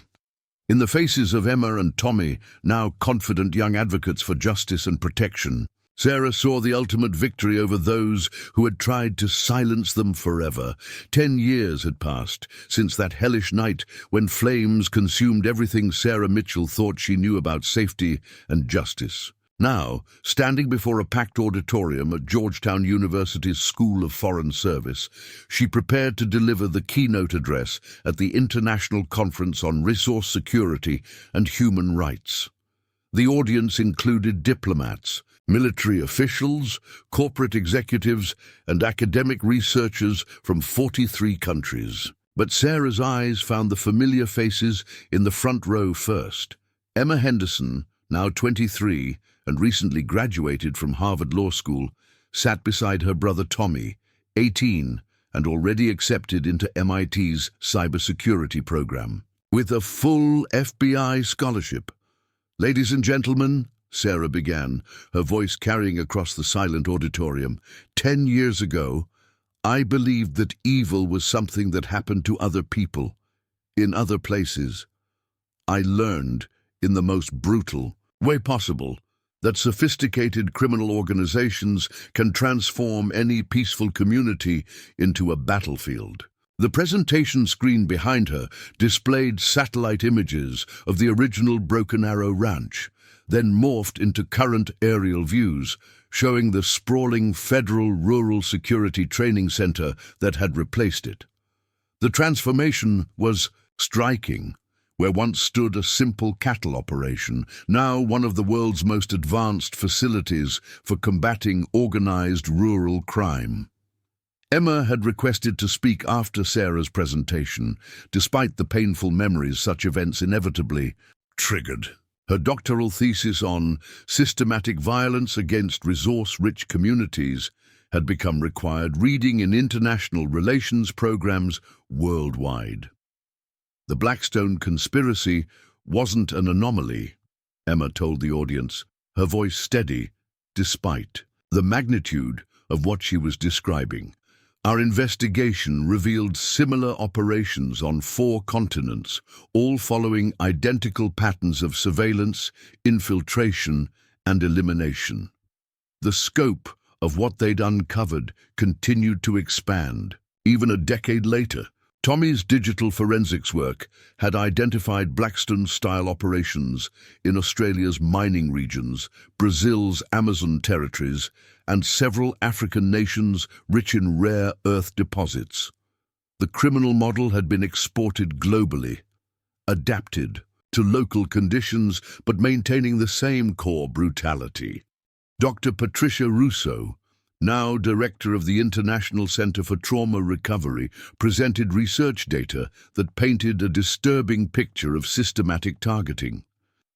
Children comprise 37% of victims in resource-related crimes, she explained to the hushed audience. They're used as psychological weapons against adult family members, then eliminated to prevent future testimony.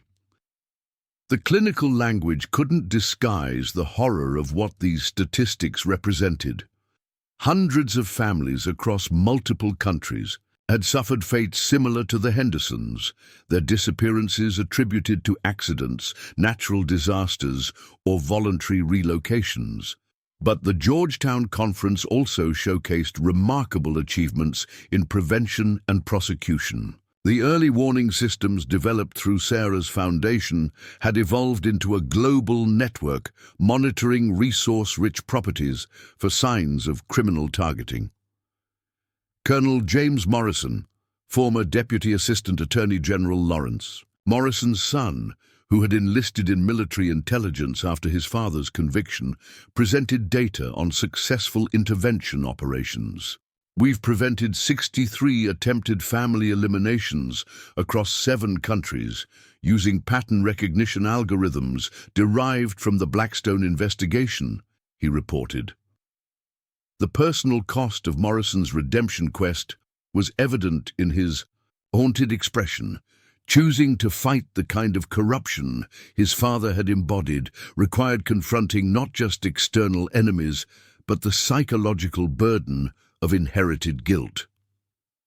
Tommy's presentation focused on technological innovations that had emerged from analyzing Blackstone's surveillance methods. The communication jamming techniques used against Sarah's ranch had led to development of quantum-encrypted emergency systems now protecting isolated communities worldwide.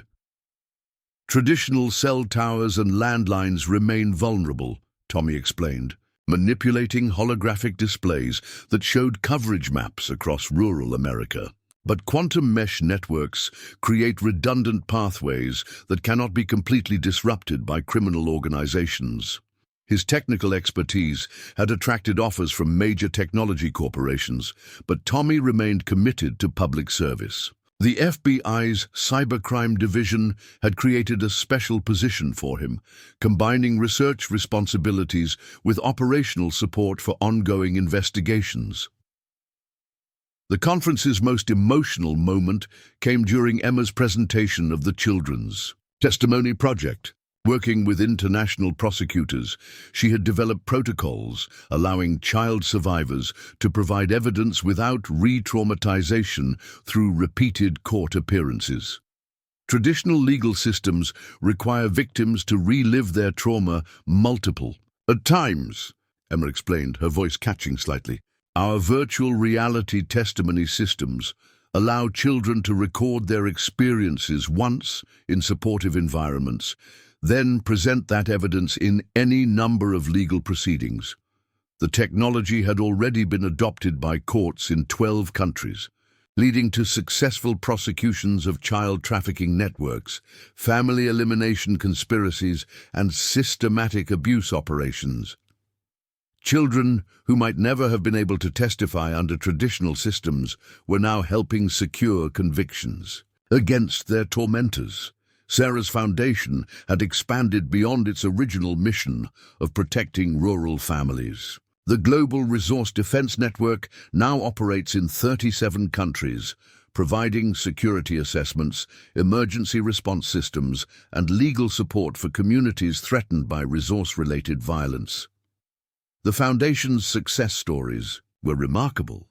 An indigenous community in Papua New Guinea had used early warning systems to document and prevent a mining company's attempted forced relocation. Aboriginal families in Australia had successfully prosecuted a criminal syndicate attempting to acquire sacred lands containing uranium deposits. But perhaps the most significant achievement was the transformation of international law regarding resource-related crimes. The Henderson Protocol, named after Emma and Tommy's parents, had been adopted by the International Criminal Court as the framework for prosecuting systematic violence against property-owning civilians. Resource-related genocide is now recognized as a distinct category of international crime, explained Judge Maria Santos, who had presided over several major prosecutions. The Henderson Protocol establishes that targeting families for their property rights constitutes crimes against humanity when conducted systematically. The legal framework had enabled prosecution of cases that previously fell through jurisdictional gaps. Corporate executives, government officials, and criminal operatives from multiple countries now faced international arrest warrants for resource-related crimes.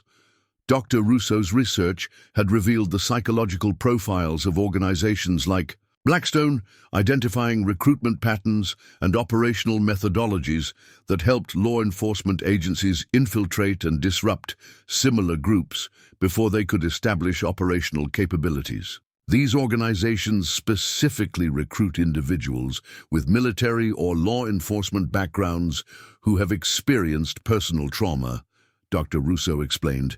They exploit post-traumatic stress and financial desperation to create operatives who can compartmentalize extreme violence. Understanding these recruitment patterns had led to improved support systems for veterans and former law enforcement officers, reducing their vulnerability to criminal recruitment, while providing alternative career paths in legitimate security services.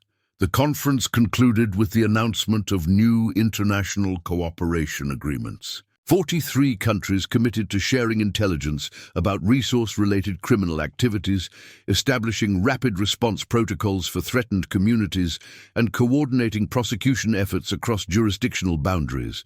Emma had been selected to head the new International Resource Crime Prevention Unit, based in The Hague, but with field offices worldwide. At 23, she would become the youngest person ever to direct an international law enforcement organization.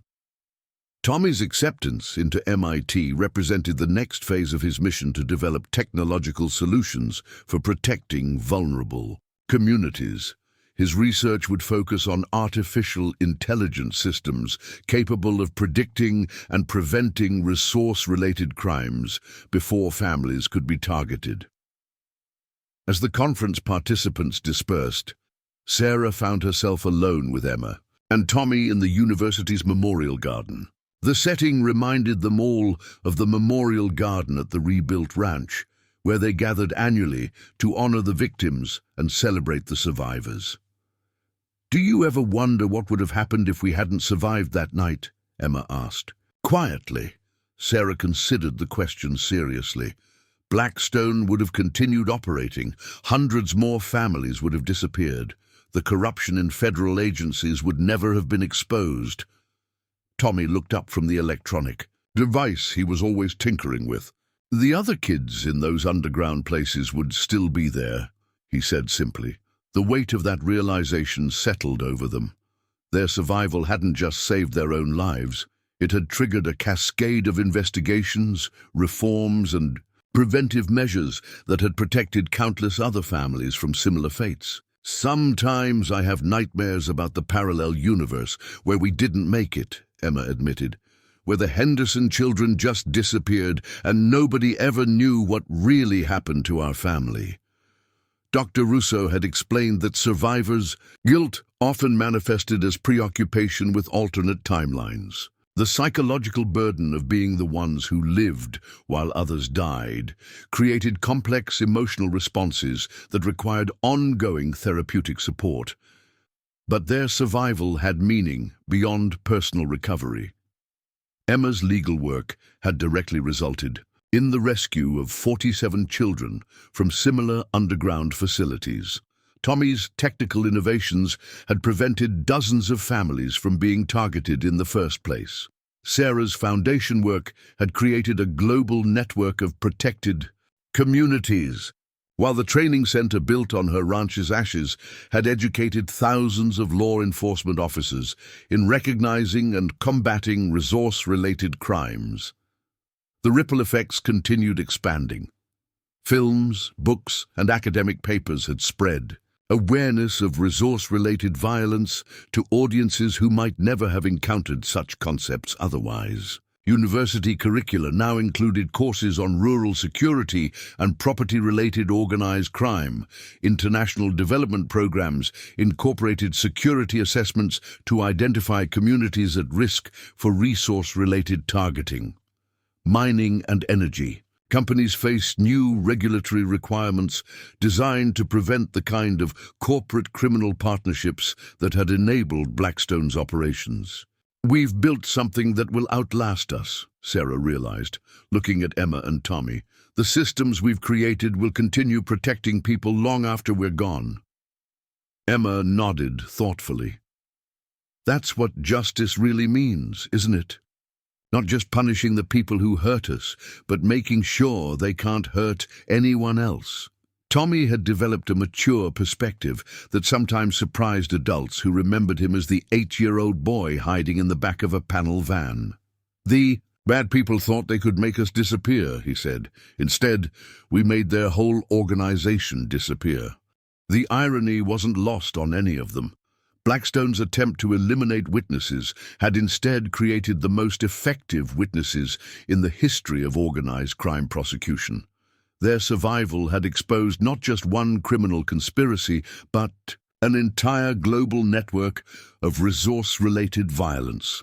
As they prepared to leave Georgetown and return to their respective missions, Sarah reflected on the conversation that had started their decade-long journey toward justice. Jake's whispered warning, "They're going to torture us," had been accurate but incomplete. The torture had been real, psychological as well as physical. But it hadn't broken them. Instead, it had forged them into advocates for others who might face similar horrors. Standing in the university garden as autumn leaves drifted around them, Sarah, Emma, and Tommy represented something that criminal organizations like Blackstone could never understand: the power of survival transformed into purpose. They had not just lived through a nightmare. They had turned that nightmare into a shield, protecting thousands of other families from experiencing similar horrors. The children who were supposed to disappear without a trace had instead ensured that the crimes against them would never be forgotten and never be repeated. In their faces, Sarah saw the future of international security, not just the technology and legal frameworks they had helped create, but the fundamental understanding that protecting the innocent requires eternal vigilance from those who have witnessed true evil.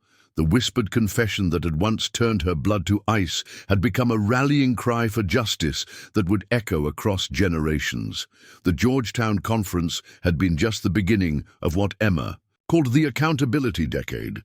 3 months later, she stood before the United Nations General Assembly, presenting evidence that would fundamentally reshape international approaches to corporate violence and state-sponsored terrorism.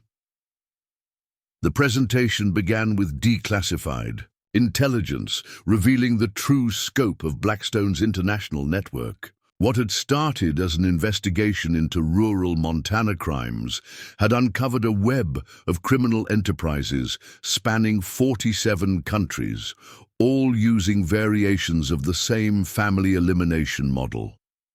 The Blackstone files contain operational plans for systematic resource acquisition across 6 continents, Emma told the assembled delegates. These weren't random criminal acts. They were components of a coordinated global strategy to control strategic resources through terror. Tommy had spent 2 years analyzing digital evidence recovered from Blackstone facilities worldwide. His Breakthrough came when he identified encrypted communication protocols that linked seemingly unrelated crimes across multiple time zones and jurisdictions. Pattern analysis reveals operational signatures, Tommy explained during his technical briefing to international intelligence services. Communication timing, surveillance methodologies, elimination protocols, they're identical across different organizations, supposedly operating independently. The revelation had staggering implications. Criminal syndicates in Kazakhstan, mining, cartels in Peru, and resource extraction companies in Central Africa were all using operational manuals derived from a single source. Someone had created a franchise model for systematic violence against property-owning families. Dr. Russo's psychological profiling had identified the architect of this global network, a former military intelligence officer named Vladimir Kozlov, who had disappeared from official records 15 years earlier. Kozlov had apparently spent the intervening years developing and distributing methodologies for what he termed expedited resource acquisition. The search for Kozlov became the largest international manhunt since the pursuit of major terrorist leaders. Evidence suggested he had been operating from a compound in Montenegro, coordinating activities across multiple criminal organizations while maintaining plausible deniability through layers of intermediaries. Sarah's foundation had evolved into something resembling a private intelligence service, with field operatives in dozens of countries reporting suspicious activities that matched Kozlov's operational patterns. The Foundation's early warning network had become so sophisticated that it was predicting criminal activities before they occurred. "We're not just preventing crimes anymore," Sarah explained during a classified briefing to NATO intelligence chiefs. "We're predicting them with 73% accuracy, up to 6 months in advance." The predictive algorithms had grown from Tommy's analysis of Blackstone's targeting methodologies. By identifying the specific criteria criminal organizations used to select victims, property values, geological surveys, family structures, isolation factors, the system could flag communities at risk before surveillance activities began. Emma's legal work had expanded beyond individual prosecutions to systemic reform of international law. The Henderson Doctrine, an extension of the original protocol, established legal frameworks for prosecuting entire governments that enabled or facilitated resource-related crimes against their own citizens. Sovereign immunity cannot protect governments that systematically terrorize their own populations for commercial purposes, Emma argued before the International Court of Justice. The Henderson Doctrine establishes that such actions constitute crimes against humanity regardless of the perpetrator's official status. The doctrine's first major test came with a case against the government of Myanmar, accused of using Blackstone-style tactics against ethnic minorities in regions rich with rare earth deposits. The prosecution relied heavily on evidence collection, methodologies developed through the original Blackstone investigation. Tommy's cybersecurity innovations had created unhackable communication systems for vulnerable communities, but his greatest achievement was the development of what he called digital DNA, unique signatures that could identify criminal organizations even when they attempted to disguise their activities. "Every criminal network leaves digital fingerprints," Tommy explained to a gathering of international cybercrime investigators. "Communication patterns, financial transactions, operational timing, when analyzed collectively, they create signatures as unique as biological DNA. The digital DNA system had successfully identified and disrupted 23 criminal networks before they could complete their operational planning. Communities in Mongolia, northern Canada, and remote regions of Siberia had been protected from elimination campaigns that would have succeeded under previous detection methods.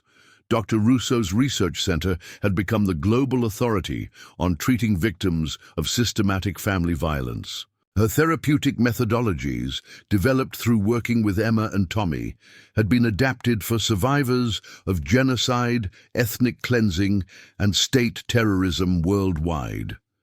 Traditional trauma therapy assumes individual victimization, Dr. Russo explained during a presentation to the World Health Organization.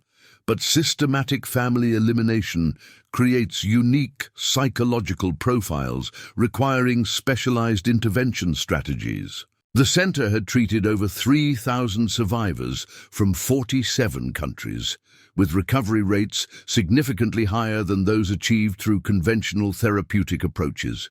Emma and Tommy served as peer counselors, providing support that only fellow survivors could truly understand. The economic impact of their work had been equally remarkable. The ethical development of resources originally targeted by Blackstone had generated over $8 billion in revenue, all directed toward victim compensation and prevention programs. Resource extraction doesn't require violence, Sarah argued during a presentation to the World Economic Forum. Ethical development models actually generate higher long-term profits while creating sustainable benefits for local communities. The Foundation had pioneered partnership models between mining companies and local communities, ensuring that resource wealth benefited original inhabitants rather than enriching criminal organizations through forced acquisitions.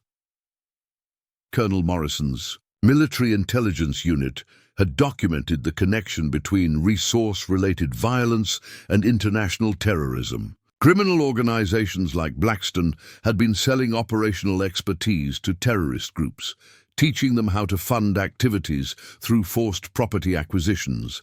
We've identified direct links between resource crime syndicates and 14 major terrorist organizations, Morrison reported to a joint session of NATO intelligence services. They're not just criminal networks, they're threats to international security. The revelation had elevated resource-related crime prevention from a domestic law enforcement issue to a matter of global security requiring military-level response capabilities. Emma's appointment to head the International Resource Crime Prevention Unit had been confirmed unanimously by all member nations, an unprecedented show of support for someone whose credentials were built on survival rather than traditional diplomatic experience. Victim advocacy provides perspectives that academic study cannot replicate, explained Secretary General Patricia Chen, daughter of the murdered attorney Robert Chen, who had followed her father's path into international law. Emma Henderson brings lived experience to policy development in ways that transform abstract legal concepts into practical protection mechanisms. The irony wasn't lost on any of them. Blackstone's attempt to eliminate witnesses had instead created the most effective witnesses in the history of organized crime prosecution. Their survival had exposed not just one criminal conspiracy, but an entire global network of resource-related violence. As they prepared to leave Georgetown and return to their respective missions, Sarah reflected on the conversation that had started their decade-long journey toward justice. Jake's whispered warning, "They're going to torture us," had been accurate but incomplete. The torture had been real, psychological as well as physical, but it hadn't broken them. Instead, it had forged them into advocates for others who might face similar horrors. Standing in the university garden as autumn leaves drifted around them, Sarah, Emma, and Tommy represented something that criminal organizations like Blackstone could never understand. The power of survival transformed into purpose. They had not just lived through a nightmare. They had turned that nightmare into a shield, protecting thousands of other families from experiencing similar horrors. The children who were supposed to disappear without a trace had instead ensured that the crimes against them would never be forgotten and never be repeated. In their faces, Sarah saw the future of international security, not just the technology and legal frameworks they had helped create, but the fundamental understanding that protecting the innocent requires eternal vigilance. From those who have witnessed true evil, the whispered confession that had once turned her blood to ice had become a rallying cry for justice that would echo across generations. The Georgetown Conference had been just the beginning of what Emma called the Accountability Decade. 3 months later, she stood before the United Nations General Assembly, presenting evidence that would fundamentally reshape international approaches to corporate violence and state-sponsored terrorism. The presentation began with declassified intelligence, revealing the true scope of Blackstone's international network. What had started as an investigation into rural Montana crimes had uncovered a web of criminal enterprises spanning 47 countries, all using variations of the same family elimination model. The Blackstone files contain operational plans for systematic resource acquisition across 6 continents, Emma told the assembled delegates. These weren't random criminal acts. They were components of a coordinated global strategy to control strategic resources through terror. Tommy had spent 2 years analyzing digital evidence recovered from Blackstone facilities worldwide. His breakthrough came when he identified encrypted communication protocols that linked seemingly unrelated crimes across multiple time zones and jurisdictions. Pattern analysis reveals operational signatures, Tommy explained during his technical briefing to international intelligence services. Communication timing, surveillance methodologies, elimination protocols, they're identical across different organizations, supposedly operating independently. The revelation had staggering implications. Criminal syndicates in Kazakhstan, mining, cartels in Peru, and resource extraction companies in Central Africa were all using operational manuals derived from a single source. Someone had created a franchise model for systematic violence against property-owning families. Dr. Russo's psychological profiling had identified the architect of this global network, a former military intelligence officer named Vladimir Kozlov, who had disappeared from official records 15 years earlier. Kozlov had apparently spent the intervening years developing and distributing methodologies for what he termed expedited resource acquisition. The search for Kozlov became the largest international manhunt since the pursuit of major terrorist leaders. Evidence suggested he had been operating from a compound in Montenegro, coordinating activities across multiple criminal organizations while maintaining plausible deniability through layers of intermediaries. Sarah's foundation had evolved into something resembling a private intelligence service, with field operatives in dozens of countries reporting suspicious activities that matched Kozlov's operational patterns. The Foundation's early warning network had become so sophisticated that it was predicting criminal activities before they occurred. "We're not just preventing crimes anymore," Sarah explained during a classified briefing to NATO intelligence chiefs. "We're predicting them with 73% accuracy, up to 6 months in advance." The predictive algorithms had grown from Tommy's analysis of Blackstone's targeting methodologies. By identifying the specific criteria criminal organizations used to select victims, property values, geological surveys, family structures, isolation factors, the system could flag communities at risk before surveillance activities began. Emma's legal work had expanded beyond individual prosecutions to systemic reform of international law. The Henderson Doctrine, an extension of the original protocol, established legal frameworks for prosecuting entire governments that enabled or facilitated resource-related crimes against their own citizens. Sovereign immunity cannot protect governments. that systematically terrorize their own populations for commercial purposes, Emma argued before the International Court of Justice. The Henderson Doctrine establishes that such actions constitute crimes against humanity regardless of the perpetrator's official status. The doctrine's first major test came with a case against the government of Myanmar, accused of using Blackstone-style tactics against ethnic minorities in regions rich with rare earth deposits. The prosecution relied heavily on evidence collection, methodologies developed through the original Blackstone investigation.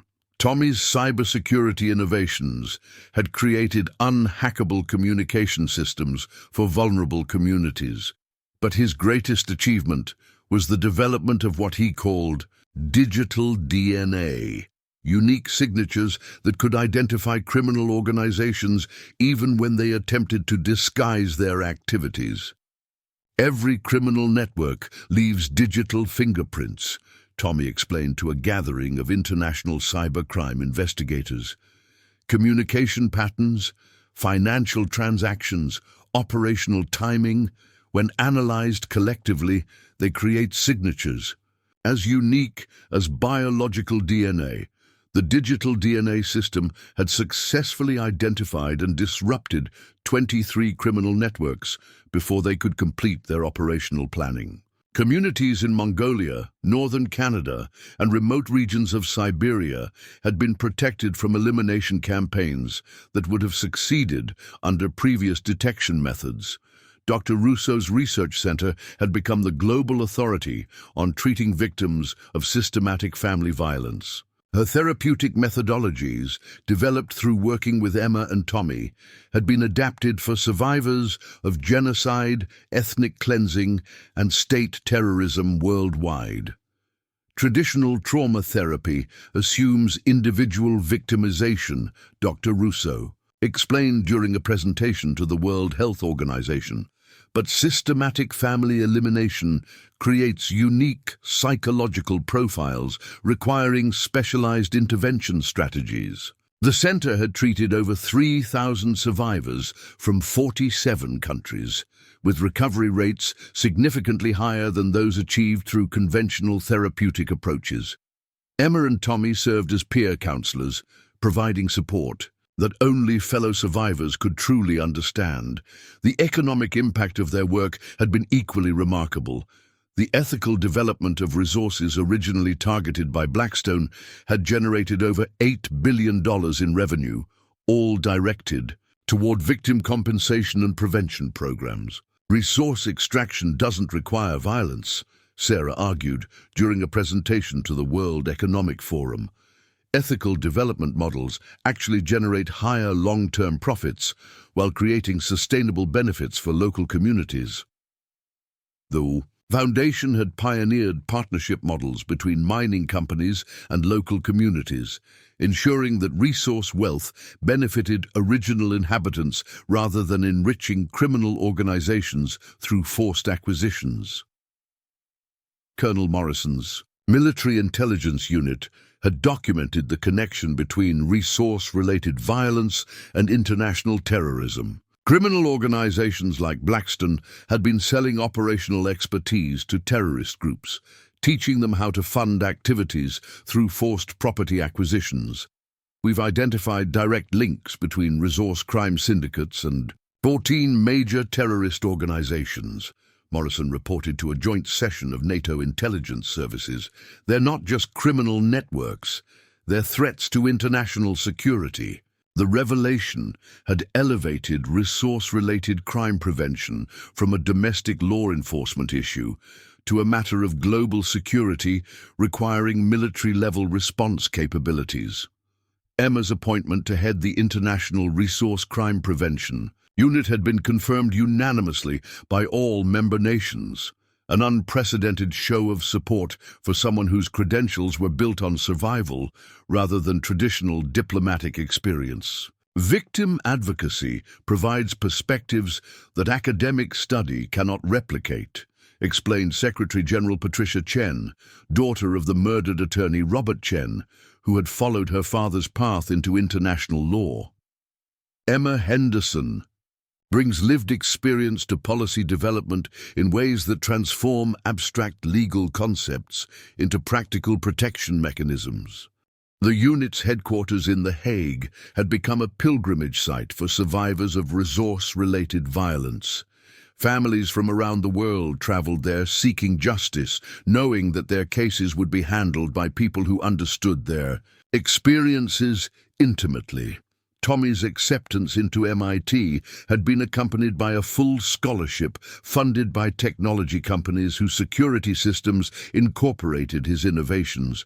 But he had negotiated unusual terms, allowing him to continue his FBI consulting work while pursuing his studies. Traditional academic timelines don't account for operational urgency, Tommy explained during his acceptance interview. Criminal organizations adapt quickly. Our response systems must evolve even faster.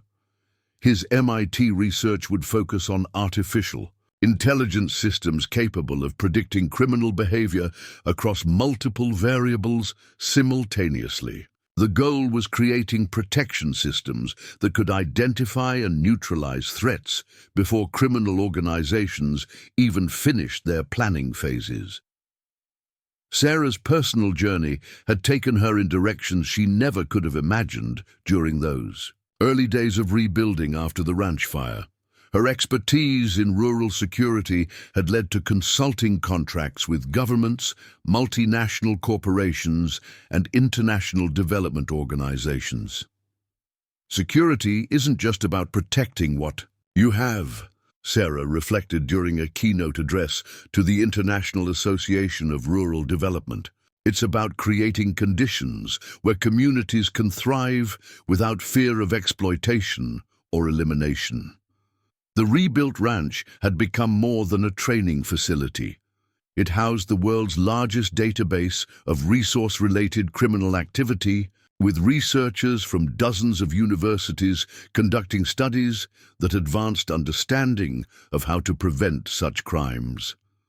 The memorial garden had grown into a 20-acre preserve featuring commemorative installations from families worldwide who had survived similar attacks. Each installation told a story of survival and recovery, creating a powerful testament to human resilience in the face of systematic violence.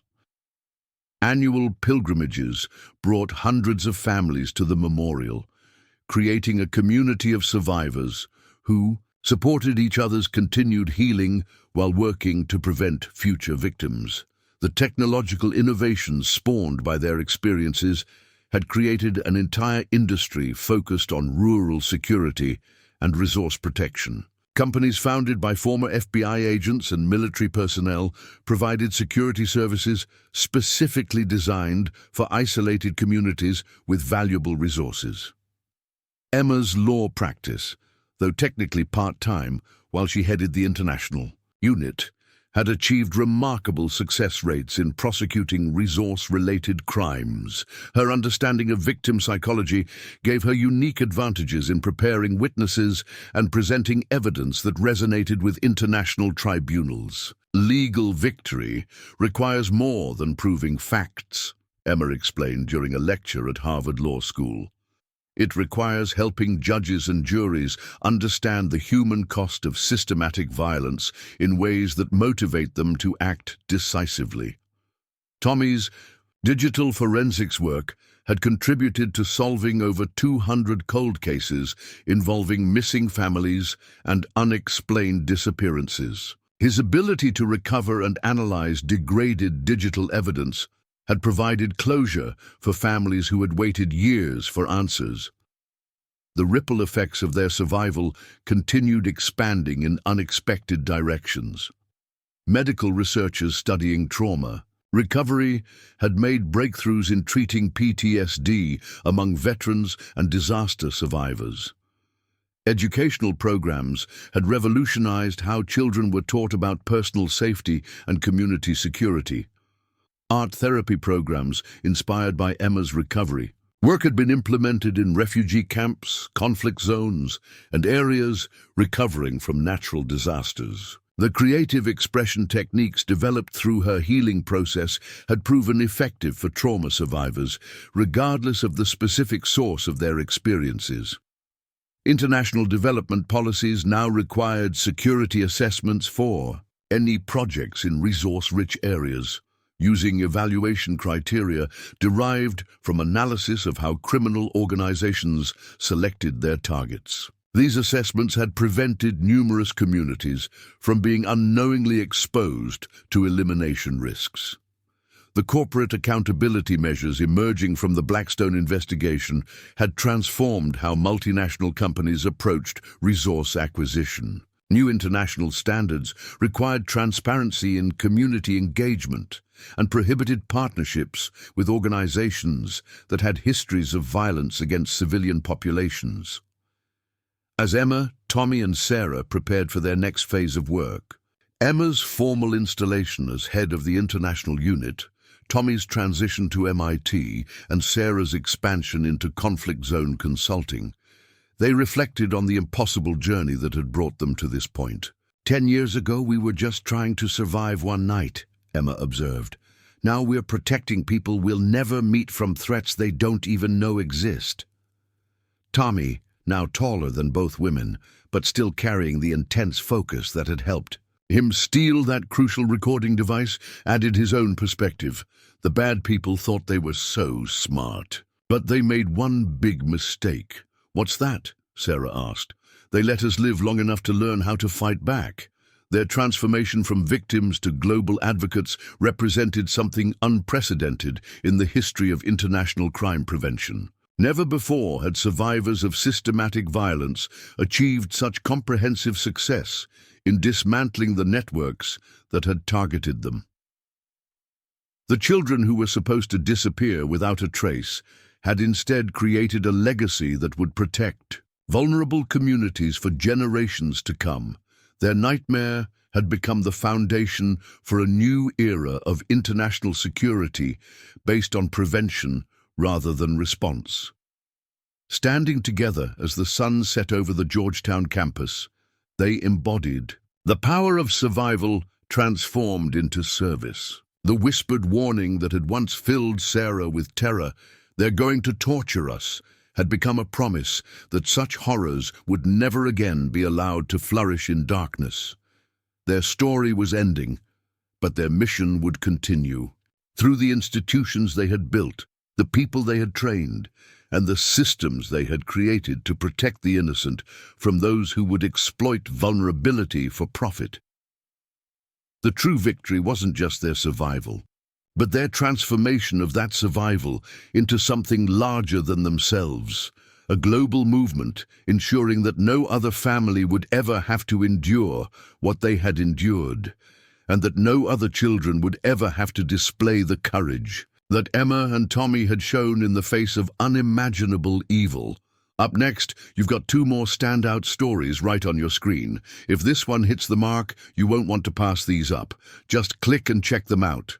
And don't forget to subscribe and turn on the notification bell so you don't miss any upload from us.